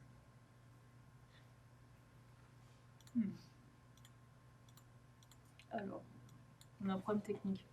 Ouais, peut-être à repartir de l'application. Est-ce que ça a été branché? C'est branché, mais je pense qu'il fatigue. Voilà. On va le laisser tourner. Excusez-moi, petit contretemps. Qu'est-ce que tu me fais? Je tuerais l'application. Ouais. Alors, mais c'est aussi une application qui est créée par un demi-développeur de l'aveu de ceux qui je peux en parler des demi-développeurs. Qu'est-ce qu'un demi-développeur? C'est quelqu'un qui a un travail à plein temps et qui fait des choses à côté, mais du coup, il ne peut pas s'y consacrer pleinement. D'accord. On connaît ça. Façon polie. Du coup, l'acousmographe en France, c'est très important, c'est l'INA GRM qui le développe. Donc c'est eux qui sont responsables des archives de l'audiovisuel chez nous, de tout ce qui est radio, télévision en partie. Et ils ont pour la petite histoire... Oh, c'est bon. Non, c'est pas bon. Qu'est-ce qui lui arrive? Pour la petite histoire, ils ont créé cet acousmographe pour... Il y en a deux qui roulent dans les... Ils se partagent tout le pilote. C'est ça le problème. Il y a un demi-pilote. Ça donne un écrasement. C'est à peu près ça. Hop. Voilà, ça devrait aller mieux. Ah oui, l'acousmographe a été créé pour les premières œuvres électroacoustiques qui ne pouvaient pas s'écrire sur des partitions. Donc du coup, ils ont créé une représentation visuelle du son qu'on pouvait imprimer et déposer à la SACEM ou chez tout organisme de dépôt pour faire valoir son droit d'auteur. Donc l'acousmographe est imparfait, mais ça a été historiquement très important et surtout c'est un outil gratuit. Vous pouvez le télécharger sur le site de l'INA. Ils vous demandent juste qui vous êtes, d'où vous venez, comment vous avez eu connaissance de leur travail et vous avez le droit de l'utiliser. Donc voilà, quand on écoute un extrait de Golden Sun sur YouTube, on va entendre ça. Alors, le son sont pas évident. Le son sort. Il sort tout le son. Ah bon? Ok. Donc, C'est projecteur. c'est pas de très bonne qualité, on est d'accord. Mais je crois. Ah, c'est l'HDMI, je pense que l'audio sort sur HDMI. Ah, l'audio sort sur l'HDMI. Ouais. Bon. On va faire avec, désolé. Donc, ça s'écoute, mais malheureusement, c'est très imparfait et la qualité est très mauvaise. Et il se trouve qu'il y a un étudiant en informatique qu'on a eu marre, qui est connu sous le nom de Coltergeist sur YouTube. Et lui, il a récupéré les fichiers. Donc sur Game Boy Advance, on va avoir d'un côté des MIDI et de l'autre ce qu'on appelle des soundfonts, donc qui est en gros l'encapsulation dans laquelle il va y avoir les fameux échantillons d'un sampler honteusement pompé du compositeur qui s'appelle Motoi Sakuraba. Certains faisaient leurs propres échantillons, mais c'était la minorité. C'était souvent, oui, ça prenait beaucoup de temps à créer puis intégrer, puis vous allez voir qu'en plus... donc lui, en faisant ses recherches, c'est très intéressant, parce que donc il a recréé, là, on voit tout de suite visuellement, c'est beaucoup mieux. Le souci, c'est qu'il a exporté, mais normalement, une fois qu'on a le couple MIDI soundfont, on n'a qu'à mettre ça dans un émulateur qui peut jouer ça, et puis ça roule à peu près correctement, on entend le son tel qu'il devrait être entendu, parce qu'on a les échantillons et la partition, entre guillemets. Et sauf que lui, il s'est rendu compte qu'il y avait un énorme problème avec les flûtes et les synthétiseurs, enfin les sons de synthétiseurs. Et il a été obligé en fait de les recréer, c'est-à-dire de reprogrammer entièrement certains instruments qui avaient été intégrés différemment du couple MIDI soundfont, c'est-à-dire qu'il y avait du MIDI, mais pas de soundfont.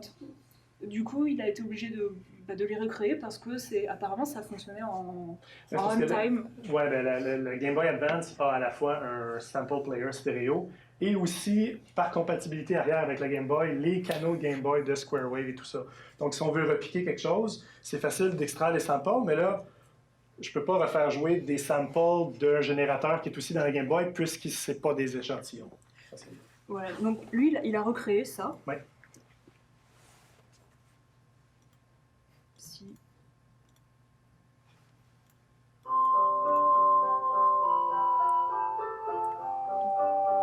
C'est relativement proche, mais il est en train de travailler sur une V2 parce qu'il n'était pas satisfait du résultat.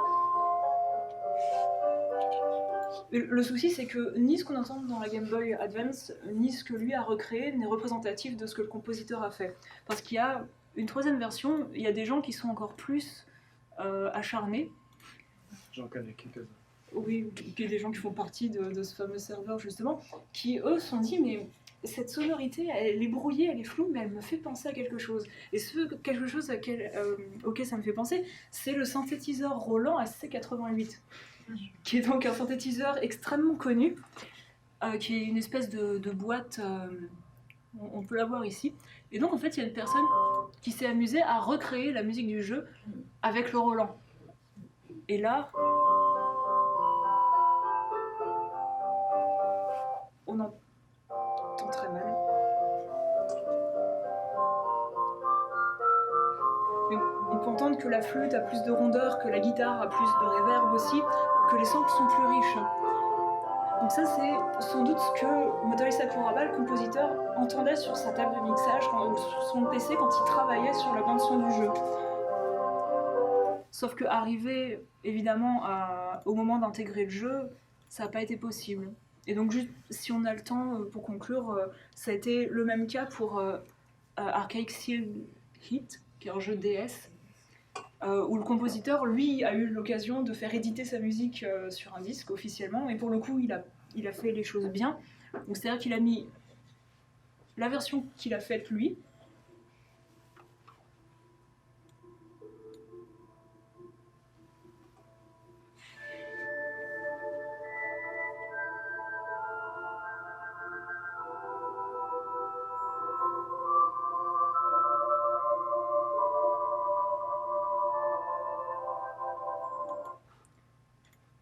et la version qu'on entendait dans la console.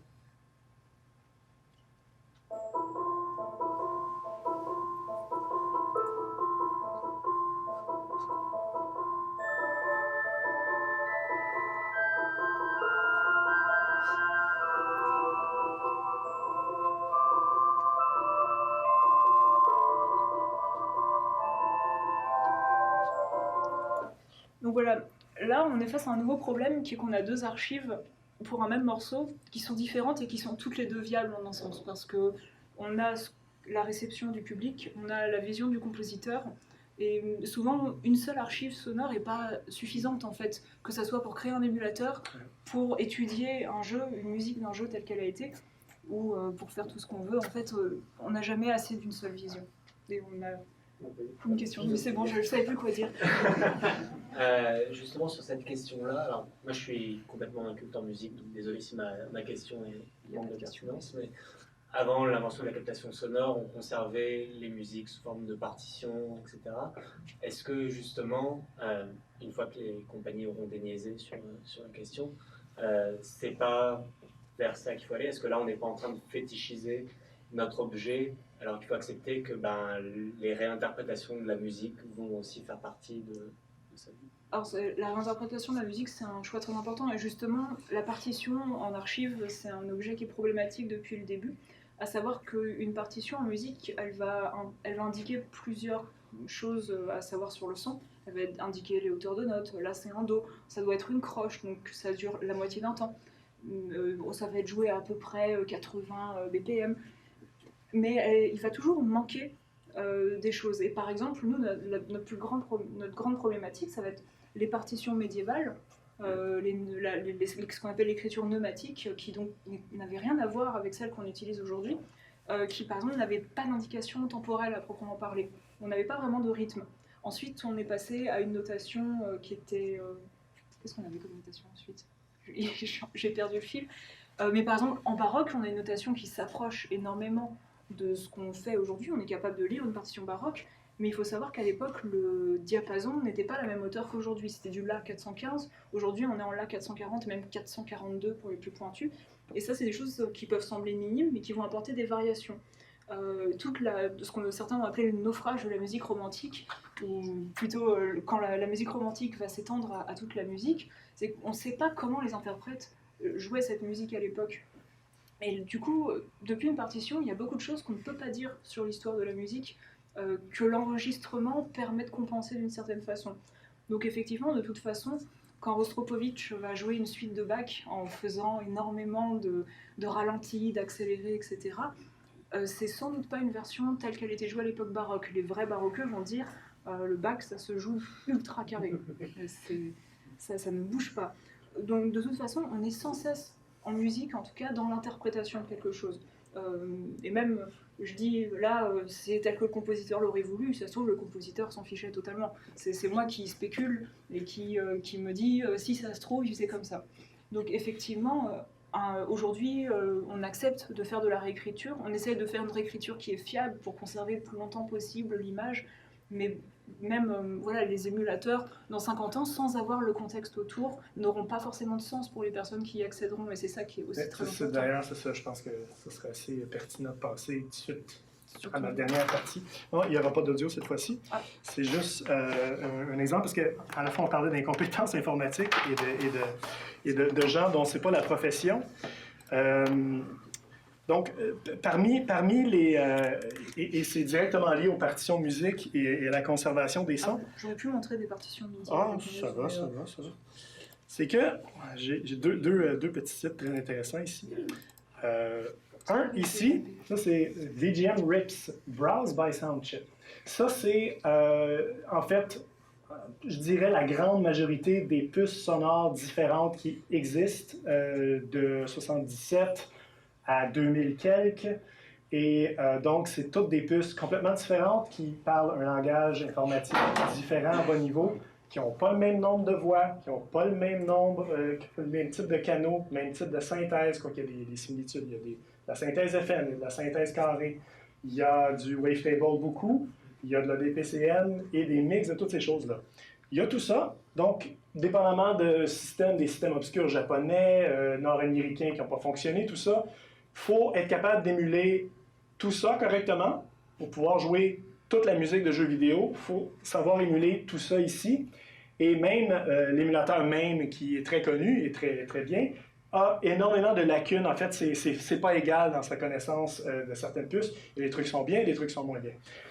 Premier problème, il y a tout ça à émuler. Deuxième problème, il y a tous ces formats différents créés par bien souvent des hobbyistes, des amateurs qui n'ont pas de connaissances d'archivisme, qui n'ont pas posé, en fait, qui ont tout fait ça un peu de leur côté avec ce qu'eux pensaient qui était adéquat.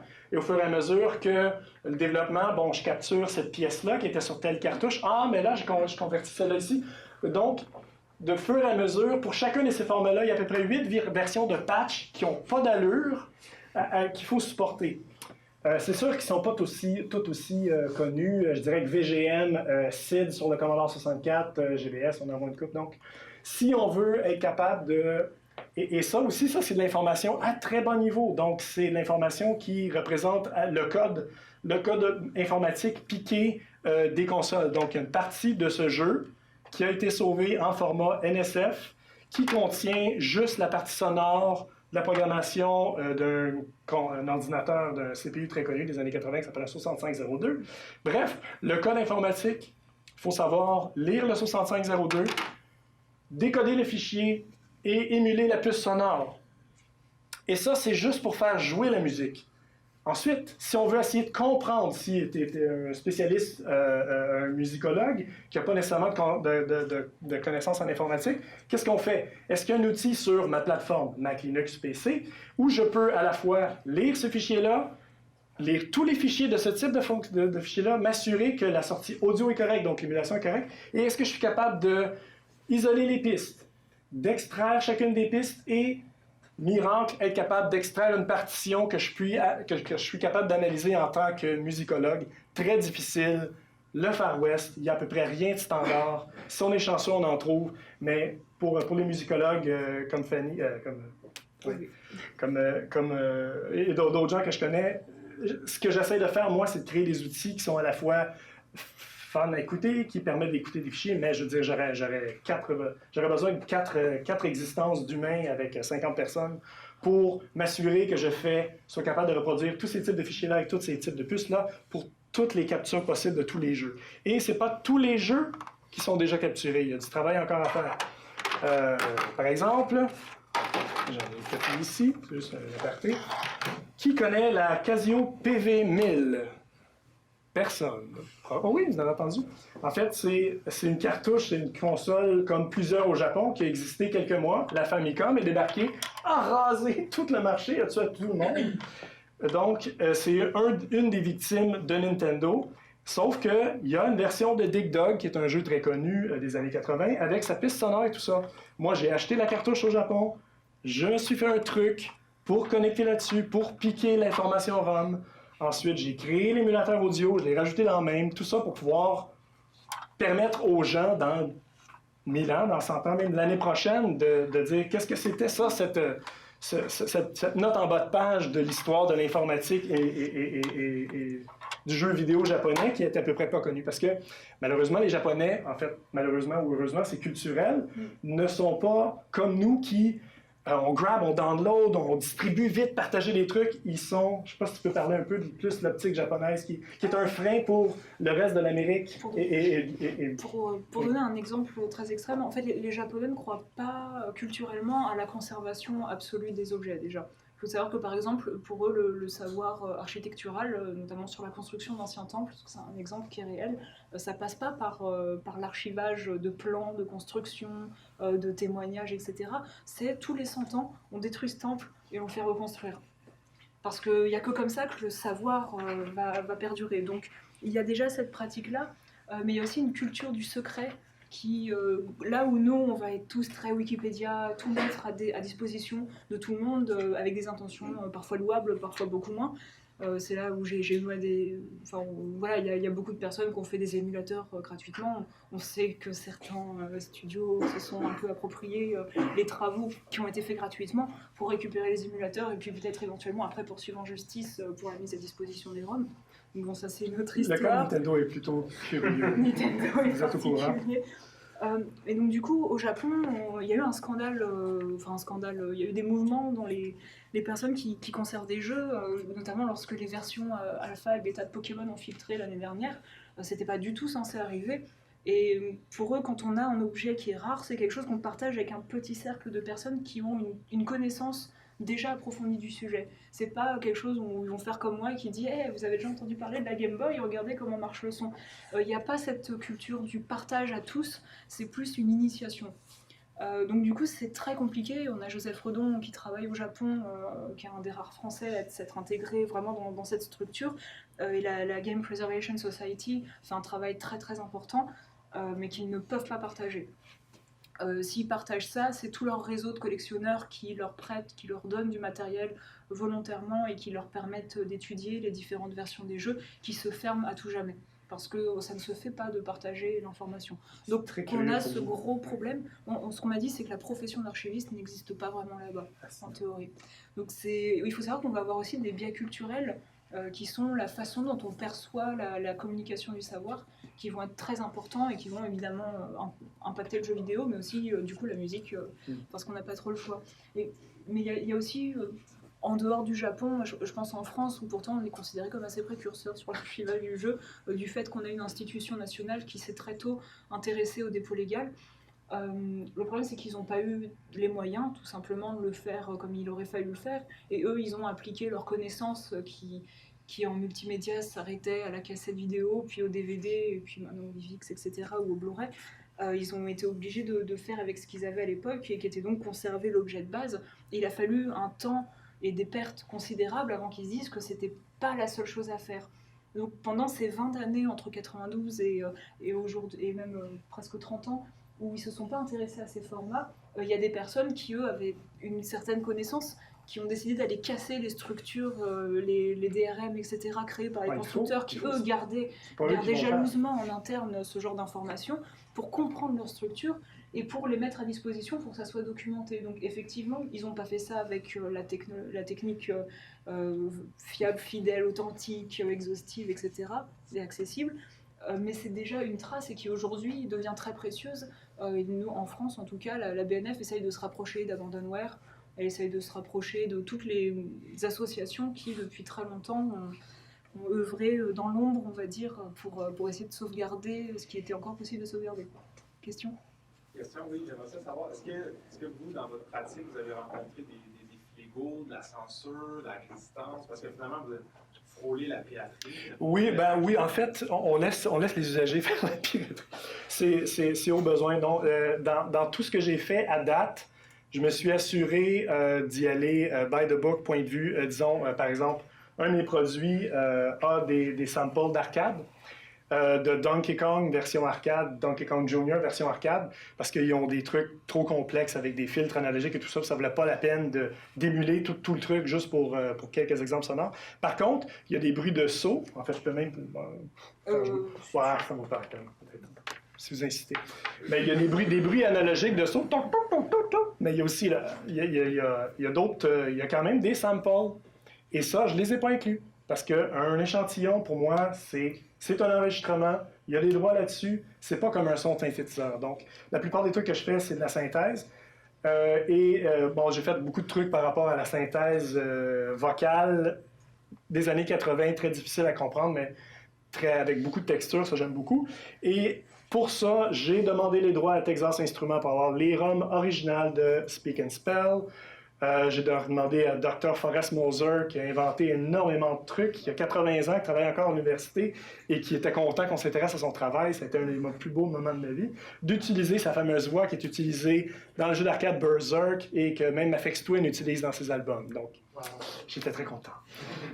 Donc, j'essaie le plus possible d'être légal parce que j'ai trop à perdre. Je veux dire, pour moi, c'est mon gagne-pain, mais c'est ma vie. C'est ce qui fait en sorte que je suis capable de me lever le matin et d'être mon propre patron et de jouer là-dedans tout le temps.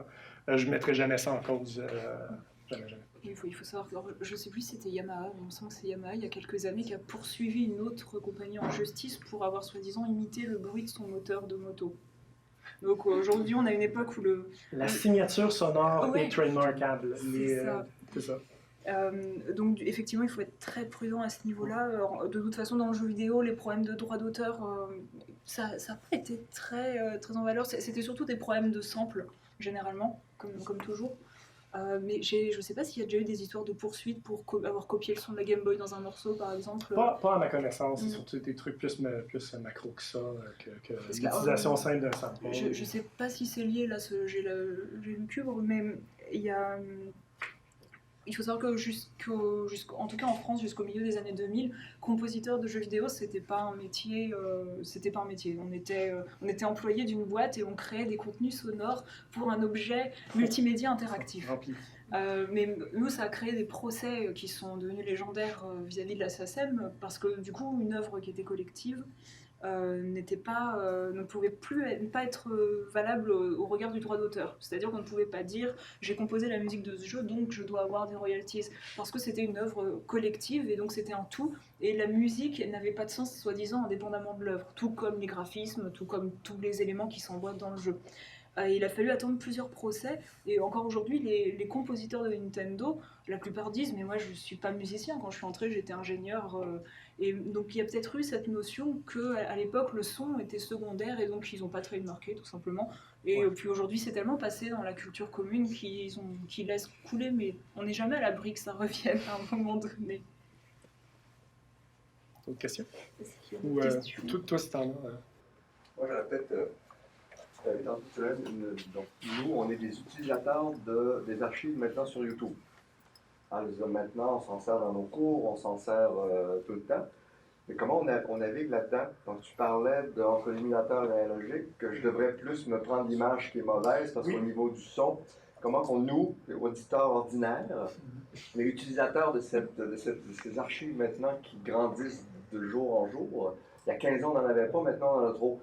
C'est quoi les contenus? En fait, il y a énormément plus de contenu qui vient de l'émulateur parce que c'est facile. Il y a un peu de paresse là-dedans. Les gens prennent un émulateur X, disent voici, je fais un let's play de ci ou ça. Et c'est extrêmement. Et moi, je suis moins vidéo que audio. Audio, je suis à peu près capable de dire émulateur. Oh, très mauvais émulateur. Mais je disais donc de s'assurer. En fait, certaines personnes le disent voici une capture, mais des fois, c'est assez évident. C'est pas monté, fait que ça passe du noir avec une wave. Il y a tous des artefacts, surtout si la source était analogique comme composante ou un truc comme ça, composante. Dans le cas des consoles récentes avec HDMI, il y a de plus en plus de trucs où on peut capturer des consoles modernes. Donc, il peut y avoir une captation parfaite de l'image et du son pour les consoles plus modernes. Donc, ça dépend à peu près dans Tu me conseilles de faire de la comparaison parce que c'est sûr, le jeu que tu nous as fait faire, ça saute à l'oreille, tu fais mais ça n'a pas d'allure. Mais dans le contexte que tu joues, tu l'entends plus parce que, je veux dire, là, je vous ai fait passer de A à B, mais quand tu as juste B, ça sonne normal, à part d'avoir une oreille entraînée à ça. Je dirais que ça dépend en fait de ce qu'on va chercher dans le jeu. C'est-à-dire que là, on a montré des cas qui étaient choquants parce qu'on a la comparaison côte à côte. Exact. Mais il faut aussi se poser la question de l'émulation sur le plan de l'interactivité, où là, c'est un tout autre problème. C'est-à-dire qu'on a des sons qui se déclenchent en temps réel et finalement, selon ce qu'on va étudier, soit effectivement le timbre va être plus important et donc dans ce cas-là, il faut absolument comparer. Mais si on étudie par exemple l'interactivité, on va favoriser l'émulateur qui arrive à fonctionner avec les bons outputs par rapport à ce que fait le joueur, plutôt que l'émulateur qui recrée parfaitement un son et qui, par exemple, je sais pas, va avoir un décalage d'une demi-seconde avec les bruitages. La latence d'input est très souvent, on est amené à faire des choix de toute façon, et il y a toujours quelque chose qu'il faudra sacrifier à un moment donné. Donc là-dessus, ça dépend des objectifs de la recherche, en quelque sorte. Celui du son, donc il faut faire plusieurs écoutes, donc on prend jamais le premier YouTube clip qu'on trouve. C'est possible que le plus connu soit un bon, c'est possible, ça arrive, mais dans le lot, en fait, c'est peut-être de trouver celui qui est moins typique du lot. point de vue visuel, il y a plus de chance. Ou souvent, si l'image est étirée ou il y a toutes sortes de trucs. C'est dur à définir parce que j'ai comme développé un pif à travers le temps pour trouver... Mais c'est parce que c'est plutôt rare aussi, d'une autre manière, que je fouille sur YouTube parce que j'essaie d'accéder au matériel source. Je le démonte, j'enlève les puces des cartouches. D'ailleurs, je fais mes propres cartouches avec des puces audio. C'est une autre histoire. Mais je veux toucher le matériel, c'est comme... Non, je ne me qualifierais pas d'artiste, peut-être un peu, mais si je veux toucher vraiment la terre, je veux pas... s'il y a un intermédiaire, s'il y a un encodage, même vous voyez, hier, je veux dire, j'ai une surprise, est-ce que j'ai pas de Switch? Je savais pas que potentiellement tout le jeu était streamé. Je disais, c'est pas nouveau ça? C'est pas juste nouveau. Donc j'avais aucune idée parce que j'ai pas de Switch, j'ai juste une Wii U. Donc de faire confiance à un ami, même que je truste, qui ne connaît pas cette information-là, ça me rend mal à l'aise. Je veux connaître chacune de les... Bref, c'est un peu difficile à... Autre question, c'est Francis? Oui, justement, sur YouTube, il y a aussi plein de gens qui utilisent des modes de console, oui. Justement comme la NES avec des ports HDMI, tout ça. Comment on sait si c'est vraiment aussi de bon son? Oui, mais je dirais que... Il y en a beaucoup des modes HDMI, d'ailleurs je connais les types qui les fabriquent, mais ça reste quand même... Parce que c'est assez dispendieux ces trucs-là, donc c'est des gens vraiment qui veulent faire du streaming sérieux ou des comparaisons, ou c'est des collectionneurs vraiment maniaques qui veulent avoir la meilleure image possible tout en gardant l'original. Moi, voyez-vous, j'ai comme une espèce de petit problème avec ça. C'est que pour moi, il y a tout l'aspect de... En fait, l'aspect du rituel d'insérer une cartouche, de voir ça sur un vrai écran cathodique qui vibre exactement dans le contexte. Les émulateurs vont toujours être un espèce de succès d'année pas aussi satisfaisant, en tout cas pour moi. Pour moi, un Nintendo comme ça, il faut insérer la cartouche, il faut l'allumer, il faut voir l'écran cathodique partir du noir puis progressivement devenir clair. Il faut qu'il y ait un petit peu de vibration. Je dis, c'est des goûts personnels. Donc pour moi, avoir un Nintendo qui est absolument... duquel on a enlevé à peu près, on a refait, parce que c'est essentiellement ce que c'est, quand on modifie un Nintendo pour mettre un HDMI output, on enlève le CPU et le générateur vidéo pour le remplacer par un FPGA. Ben, la différence entre ça et acheter un analogue NT, et à part que c'est encore le plastique qui le tient, puis que ça te donne l'impression que tu es encore en train de travailler avec le vrai matériel, pour moi, c'est un peu truqué. Donc, on est mieux quasiment d'aller 100% d'émulation ou 100% avec le vrai. C'est juste mon opinion à moi. Ouais, et en même temps, je vais vous taquiner un peu, mais est-ce qu'on a vraiment besoin de savoir quel est le bon son? Parce que rien que dans votre écoute, c'est toi, tu as une écoute hyper entraînée, tu entends des choses qu'on n'est pas capable d'entendre. Toi, tu as une écoute de musicologue, tu as probablement une connaissance super intense de la musique comme on l'enseigne en musicologie puis tout ça, fait que tu n'entends probablement pas les mêmes choses. Quelqu'un qui n'est pas intéressé par le son, il va encore entendre quelque chose de différent. Quelqu'un qui tripe sur le jeu, il ne va pas s'intéresser au son. Il y a des personnes qui n'entendent pas. Et on a tous ce côté-là, fait qu'on n'entendra jamais la même piste sonore finalement. Il y a quelques années, j'avais fait un sondage sur 300 personnes qui avaient répondu, presque 50% avouaient jouer sans son. Donc, à ce point-là, à quoi bon en fait à quoi bon s'intéresser à ces questions? Mais c'est vrai, de toute façon, dans l'absolu, ce qui va être important, c'est, j'ai envie de dire, quand on se place en tant que joueur, ça va être vraiment la réception, le plaisir qu'on va prendre à jouer, à écouter une musique de jeu. C'est pas si grave dans l'absolu si elle n'est pas exactement comme il faudrait, parce que sinon on serait tous encore en train de jouer sur des télés cathodiques. Qu'est-ce qu'il y a de mal à ça? Il y a un mal à ça. Par contre, à partir du moment où on va entrer dans une compréhension, et là, je pense que tu vas être d'accord avec moi, il y a, en ludomusicologie, encore, on a des fausses croyances qui se diffusent, qui sont par exemple que si pendant longtemps le son a été si restreint, avec aussi peu de voix sur les consoles, c'est parce qu'elles n'avaient pas la capacité technique de faire ça. Et le problème, c'est que c'est pas tout à fait vrai. C'est-à-dire qu'une fois, je rédigeais un article sur l'histoire du son à l'ère d'arcade. J'ai interrogé un journaliste qui était spécialisé là-dedans, je lui ai posé quelques questions, et à la fin il m'a dit s'il te plaît n'écris pas ça. Et d'ailleurs, parce que justement, le problème c'est pas que les consoles ou les puces n'avaient pas les capacités techniques pour le faire, c'est simplement qu'on voulait pas leur donner ces capacités parce que ça coûtait très cher. Mais il y en a qui l'ont fait, et par exemple si tu prends la borne d'arcade Gyros, Ah oui. là il n'y avait pas un processeur sonore, il n'y en avait pas deux, il y en avait 4. 5 5. 5, il y en avait un. Ah oui, 5 le 5, AY, le 3, 5e 89, 10. Voilà. Donc, et parce que pendant longtemps, tous les constructeurs se disaient de toute façon, les bornes d'arcade, personne n'entend le son, c'est trop bruyant, on va pas s'enquiquiner à composer des choses. Donc, voilà, sauf quand on fait un Space Harrier où on est dans un bolide, donc du coup on est un petit peu isolé, là on peut mettre de la musique sympa.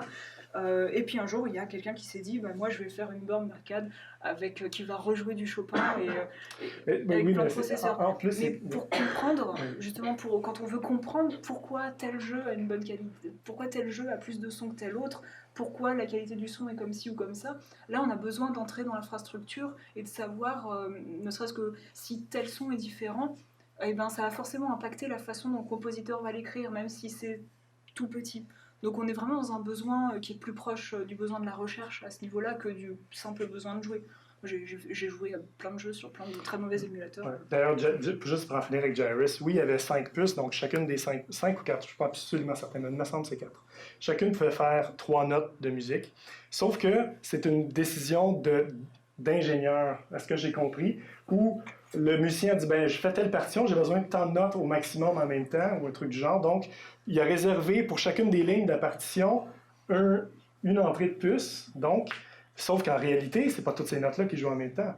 Et la plupart des autres consoles et des autres bornes d'arcade ont fait un recyclage intelligent où chacun des canaux physiques de la puce de son jouait fur et à mesure un instrument ou une note ou une partition différente. Donc, il y a moyen d'utiliser beaucoup moins de ressources pour faire la même chose. Il faut savoir que, par exemple, on parle tout le temps de processeurs de puces sonores, mais c'est pas parce qu'on dit que cette puce est sonore qu'elle fait que du sonore. Et c'est pas parce que le CPU est un CPU qu'il peut pas faire du son lui aussi.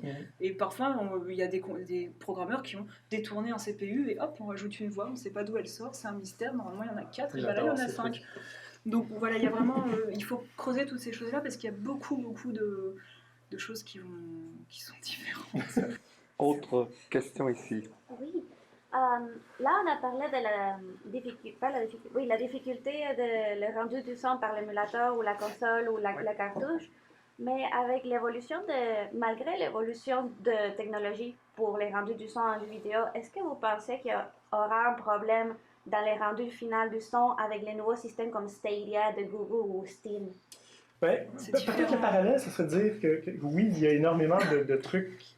Je pense à toutes les je fais juste un parallèle à la question, vous allez répondre après.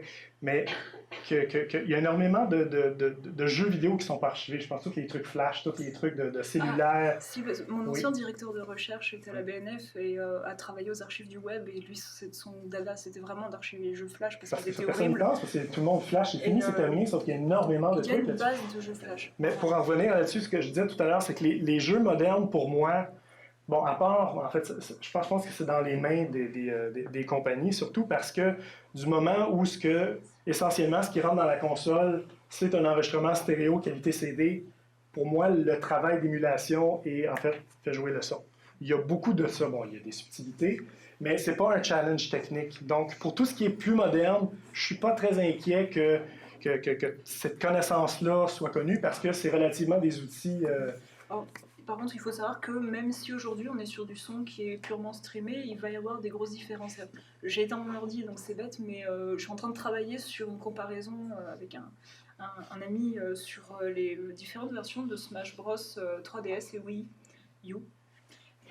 Et sauf que les versions des musiques, alors déjà les musiques sont différentes d'un jeu à un autre, il y en a plus sur Wii U, il y en a qui sont exclusifs à la DS, c'est une chose, mais les morceaux que les deux consoles ont en commun sont pas du tout mixés de la même façon.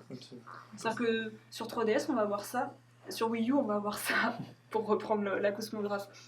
Et ça, c'est très important de savoir parce qu'on voit que les éditions CD ne sont pas toujours faites avec soin et on va avoir besoin de documenter les versions pour savoir à laquelle on a affaire. Même si les consoles ont l'air d'être au même niveau sur un pied d'égalité, il y a encore ce genre de différences techniques qui vont s'appliquer. Il va y avoir encore des compressions automatiques, des interpolations, il va y avoir beaucoup de traitements qui vont être réalisés par les consoles en elles-mêmes et qui sont différentes, même si on a les middleware audio maintenant qui fluidifie un peu, mais c'est pas encore le cas.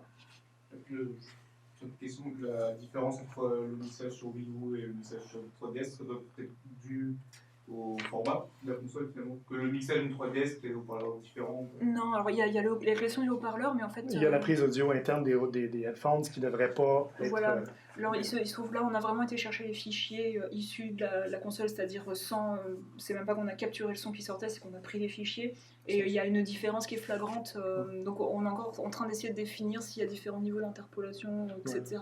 Non, mais peut-être, je ne sais pas si la question fait référence à... je connais en tout cas parce que j'étudie aussi le son des puces de cellulaire, c'est qu'il y a aussi des égalisations dans la puce pour compenser pour ci ou ça de la forme du cellulaire, ou en fait il y a des technologies aussi dans les voitures aussi pour maximiser selon l'espace. Un EQ super custom pour l'endroit ou un caisson particulier pour pas qu'il y ait de résonance supplémentaire. Je ne sais pas si ça s'applique à la 3DS, si dans le moteur de playback de la 3DS, ils ont pensé à la résonance, parce qu'il y a la 3DS, il y a la New 3DS, il y a la 2DS. On a des interviews là-dessus, parce que Koji Kondo a été impliqué dans le développement du speaker 3DS, et il a demandé par exemple spécifiquement à ce que le speaker 3DS soit conçu pour pouvoir jouer un petit peu de musique orchestrale, parce que la musique enregistrée qu'un grand orchestre, c'est compliqué à jouer sur quelque chose aussi petit, parce qu'on n'entend rien, en fait il n'y a pas de basse. Donc il a demandé à ce qu'on limite les dégâts, mais c'était pas suffisant pour faire des bandes-sons uniquement orchestrales. C'est pour ça que par exemple dans Ocarina of Time, ils ont repris les samples originaux de la Nintendo 64, et c'est seulement pour l'ending qu'ils ont fait une belle orchestration. Mais ce qu'ils expliquent aussi, pour reprendre l'exemple d'Ocarina of Time, c'est que ils ont sacrifié beaucoup de puissance CPU pour permettre de recréer le sentiment de distance qu'il y a quand on entend l'Ocarina. Et pour ça, ils ont utilisé de la réverbération. Et ça, c'est terriblement gourmand encore sur cette console. Ils se sont retrouvés à la fin avec un jeu qui était beaucoup trop gros. Alors, je sais pas ce qu'ils ont sacrifié, mais ils ont décidé de garder la reverb. Mais bon, voilà, on est encore sur ces questions-là. Oh, il y a deux on va par là. Après ça, monsieur. Ce qui est intéressant aussi, tu parlais d'interpolation, il y a toute l'interpolation mécanique que vous nous avez expliquée, mais il y a l'interpolation humaine aussi. Tu dis souvent ils ont, puis souvent il y a et le compositeur. Maintenant, en plus, dans les jeux récents, les équipes sont de plus en plus grandes. Il y a le sound designer, il y a celui qui crée les bruitages, il y a celui qui intègre tout ça, il y a celui qui mixe. Et comme tu dis, là, Koji Kondo, qui est compositeur, et qui a un certain poids, il a pu aller dire... Oui, mais justement, de gérer toutes les équipes, justement, les sound designers, compositeurs. C'est ça. Mais il est capable de faire ça, et c'est un des rares compositeurs qui est capable de faire ça, parce que souvent on est dans une chaîne de production qui est, si je me trompe pas, à la fin au système de production de jeux vidéo, il n'y a plus tant de budget, donc on va souvent sous-traiter ça. Et il y a tellement d'interpolation humaine qui peut se passer qu'effectivement, la volonté propre du compositeur va déjà pas être la même que celle qui est mixée pour des questions de jouabilité. Ah oui, tout à fait. Et c'est plein de questions. Là, de toute façon, on a plusieurs statuts de compositeurs. On va avoir Koji Kondo qui a commencé à mettre les mains dans le cambouis, à être technicien, etc. Et puis on va avoir Koichi Sugiyama qui s'en fiche complètement. Et lui, il va livrer une partition et puis débrouillez-vous pour que ça tienne. C'est un peu comme ça que ça fonctionne, de ce que j'ai compris. Mais je veux pas dire du mal de lui. Non, mais t'es classé spécialisé dans la musique de Zelda. Je te fais confiance. Voilà. Il y avait une autre question. Dans le métier de musicologue, ça doit être un peu difficile, au bout d'un certain temps, de remettre en contexte de jeu le morceau de musique. Comment vous faites? Il n'y a pas vraiment de bonne réponse à ça. Pour remettre... vous parlez plutôt de la comparaison entre deux morceaux, par exemple? Vous comparez deux morceaux, mais pour le contexte d'interaction dans le jeu, après, parce que la musique a quand même un effet sur le joueur. Oui. Comment vous faites pour ne pas oublier cet aspect-là? La musique interactive, les fades, les transformations, les changements d'instruments, parce que souvent ça peut être subtil. Comment qu'on garde ça, c'est très intéressant comme question. C'est très compliqué, c'est justement une des questions qui m'intéresse beaucoup dans mes recherches, parce qu'on est confronté à ces problèmes en fait. C'est-à-dire que là, par exemple, j'ai essayé d'écrire un article sur le dernier Pokémon qui est sorti, et on a tous repéré, je sais pas s'il y en a qui l'ont fait dans la salle, Mais il y a eu une évolution par rapport à la musique dans les jeux précédents, à savoir que maintenant, enfin c'est pas tout à fait une évolution parce que ça a déjà été fait il y a 2 générations, mais je pinaille. Maintenant la musique contre un dresseur important, contre un boss entre guillemets, lorsqu'on arrive dans la phase critique, elle va passer à une nouvelle phase. Mais j'avais beau écouter les boucles de la première phase, j'avais l'impression, j'étais persuadée qu'il y avait autre chose parce que c'était une boucle un peu fumeuse et c'était difficile de savoir. J'avais l'impression que c'était pas toujours la même chose qui revenait. Et là-dessus, j'ai pas de matériel pour capter sur la Switch, donc je suis allée refaire, je l'ai fait comme tout le monde, je suis allée refaire des combats et puis j'ai mis en pause et j'ai attendu 10-20 minutes en écoutant le truc jusqu'à ce que ça se grave dans ma tête et puis finalement je me suis dit non. C'est d'ailleurs très il n'y a pas de intéressant. boucle à cet endroit. Enfin, il y a une boucle, mais ça marche pas. Tu ouvres une belle porte dans le sens où il faut souvent, quand je parle de Final Fantasy, il y a combien de pièces? Une centaine? Tu vas pas jouer au jeu dans le but d'écouter la pièce qui se situe exactement à la fin ou avant 3 fois avant le dernier boss, puis t'aimes cette pièce-là. Comment tu la réécoutes après, même si t'as le matériel? C'est ça, c'est compliqué. Mais justement, là-dessus, il y avait une autre question, c'est que pour les morceaux comme Final Fantasy, on a la chance d'avoir des fanbases absolument fantastiques et gigantesques. Et on a des gens qui ont créé des wikis où ils ont listé tous les morceaux, toutes les versions des morceaux, et à chaque fois à côté, ils ont écrit « et jouer à tel moment, dans telle situation ». Se passe si le joueur fait ça. On a vraiment des Good bases. ending, bad ending, et des pièces. Voilà, exactement. Parce qu'on a aussi affaire, parfois on a un jeu, il a 70 pistes, bon d'accord, mais quand on veut étudier par exemple la symbolique d'une musique, même au-delà de l'interactivité, pour savoir quels sont les types de sons qui vont être par exemple, ou quelles sont les mélodies qui vont être automatiquement associées à des scènes plus ou moins tristes ou plus ou moins joyeuses. Enfin voilà, je suis sur un sujet. Et donc là, c'est vrai qu'en ce moment, je suis en train de refaire entièrement un jeu parce que j'ai des musiques qui s'appellent Hope ou Despair. Ouais. Et je veux être sûre que les musiques sont vraiment employées au moment où le titre suggère qu'elles sont employées. Mais ça prend un temps fou. Ouais. Donc là, dans ce cas-là, je mélange la reprise d'une de mes vieilles parties avec la visualisation d'un let's play, par exemple, pour les parties critiques, etc. Mais il y a chacun, justement, on manque beaucoup d'unification sur nos méthodes. Il y en a qui savent bien bidouiller puis qui sont capables d'extraire et d'accéder directement à la partie. Ça, je veux dire, ça devient une bunch de fichiers. Comme moi, quand je peux jouer une trame sonore au complet, je fais next, j'ai aucun contexte. Voilà. À moins que je me rappelle de la scène en question, j'entends la pièce, je peux juste l'apprécier de façon avec des oreilles musicales. Si j'ai jamais joué au jeu, je peux me douter à peu près de ce qui se passe, mais c'est complètement détaché. Il y a des musicologues qui ont fait des études sur l'interactivité pour voir les effets sur le joueur, où là, en fait, ils ont tout simplement créé eux-mêmes leur jeu. Et puis, ils ont fait un jeu qui fait peur, et ils ont fait alors... Le screamer, est-ce que ça marche? Oui, j'ai mis un son très fort, le joueur a sursauté. Voilà, il y a eu ces méthodes, mais effectivement, on manque beaucoup de méthodologie à ce niveau-là encore, je pense. Oui. Dans la même optique, des jeux comme Big Trip Runner, où le joueur va créer la musique à travers ses mouvements, c'est quoi qui est choisi comme la bande sonore officielle, entre guillemets? Ils en ont créé une eux-mêmes, qui est une espèce de mash-up entre... Parce qu'en fait, Beat Trip Runner, ce qui est intéressant, c'est que du coup, c'est au fur et à mesure qu'on ramasse différentes choses, qu'on va avoir, que les différentes couches de la musique vont se déclencher. D'ailleurs, là, il y a un 4-5 qui est assez étonnant, qui est assez intéressant, parce que la musique ne va pas forcément suivre ce que fait le joueur. C'est-à-dire que quand il monte, la musique ne monte pas nécessairement, mais elle est vraiment juste en synchronisation avec les actions qu'il est censé faire. Du coup, il y a cet aspect jeu de rythme qui est vraiment super intéressant.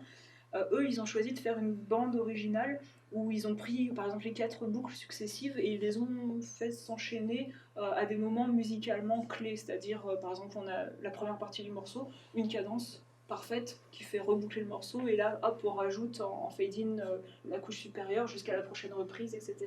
Donc ils ont fait c'est des sortes de mise en scène de l'interactivité qui vont raconter une version supposée du jeu qui se passe jamais comme ça dans la vraie partie. Mais c'est un vrai problème là-dessus, parce que si on veut montrer la musique interactive, soit on fait ce genre de montage, soit on présente une bande originale avec 300 et là, débrouillez-vous. Et ça, c'est clair qu'il y a pas des trucs aléatoires. Parce que moi, Ah oui, bon. J'avais étudié la bande-son de Proteus, et j'avais interrogé le compositeur, j'adore cette anecdote, pardon, je l'ai déjà raconté 500 fois, mais je lui avais dit... Mais... Nous, on la connaît pas. Ah, c'est vrai? Oui, parce que la Proteus, donc, c'est un jeu qui est en très grande partie généré aléatoirement, avec, bon, évidemment, des choses qui sont prédéterminées. Et j'avais interrogé le compositeur en lui disant, mais si vous avez écrit une partie de la musique qui se déroule à certains moments précis, donc là d'accord, mais si en plus l'ordinateur choisit une partie de la musique selon des critères que lui lance aléatoirement, mais si en plus ces critères aléatoires sont définis par les actions potentielles du joueur, parce que dans Proteus, il suffit qu'on marche plutôt sur du sable ou plutôt sur de l'herbe pour que les timbres changent.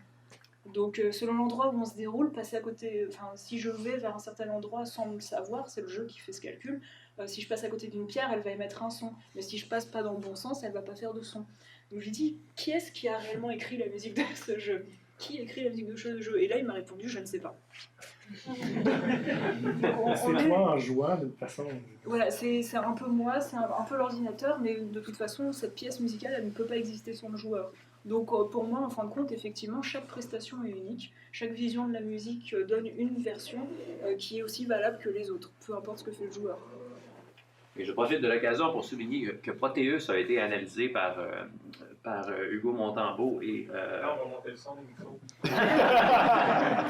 Donc, a été analysé par Hugo Montembeault et Maxime Delonchamp dans leur balado Profil ludique qui est disponible sur les internets que vous pouvez couper. En fait, c'est exactement la question qu'on se posait. Qui a fait la musique de Proteus? Puis on passe des heures là-dessus.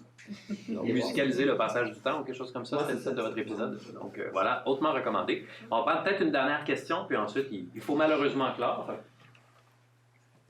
Moi, je me gâterais, mais il y avait un monsieur ici. Oh, non, c'était plus pour rebondir sur la question que j'avais posée, parce que le jeu que j'avais en tête, c'était Drakengard 3, que le boss final se fait grâce à la musique, parce que à un moment donné, tu n'as plus d'indices visuels pour te synchroniser avec la musique du boss, qui dure 8 minutes, et si tu te manques une seule fois, tu dois recommencer.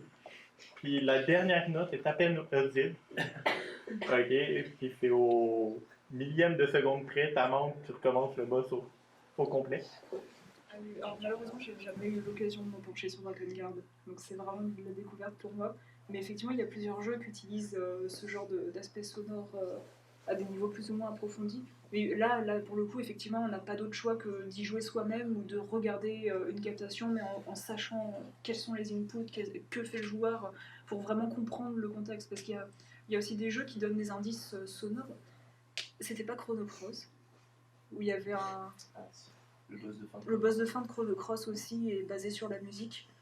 Sauf que comme je n'ai pas encore fini. Il faut enchaîner les magies dans le bon ordre, et à chaque magie correspond à un son, et quand on déclenche la mélodie de je sais plus quel thème, ça débouche sur la bonne fin. En gros. Il faut créer une mélodie. C'est un peu tiré par les cheveux, mais effectivement là on est dans des cas vraiment très extrêmes de jeu où pour le coup il faut vraiment. On ne peut pas se baser sur une seule vidéo YouTube pour comprendre ce qui se passe. Effectivement, c'est très important de documenter le plus possible. Et donc, je pense que c'est le temps de remercier nos invités.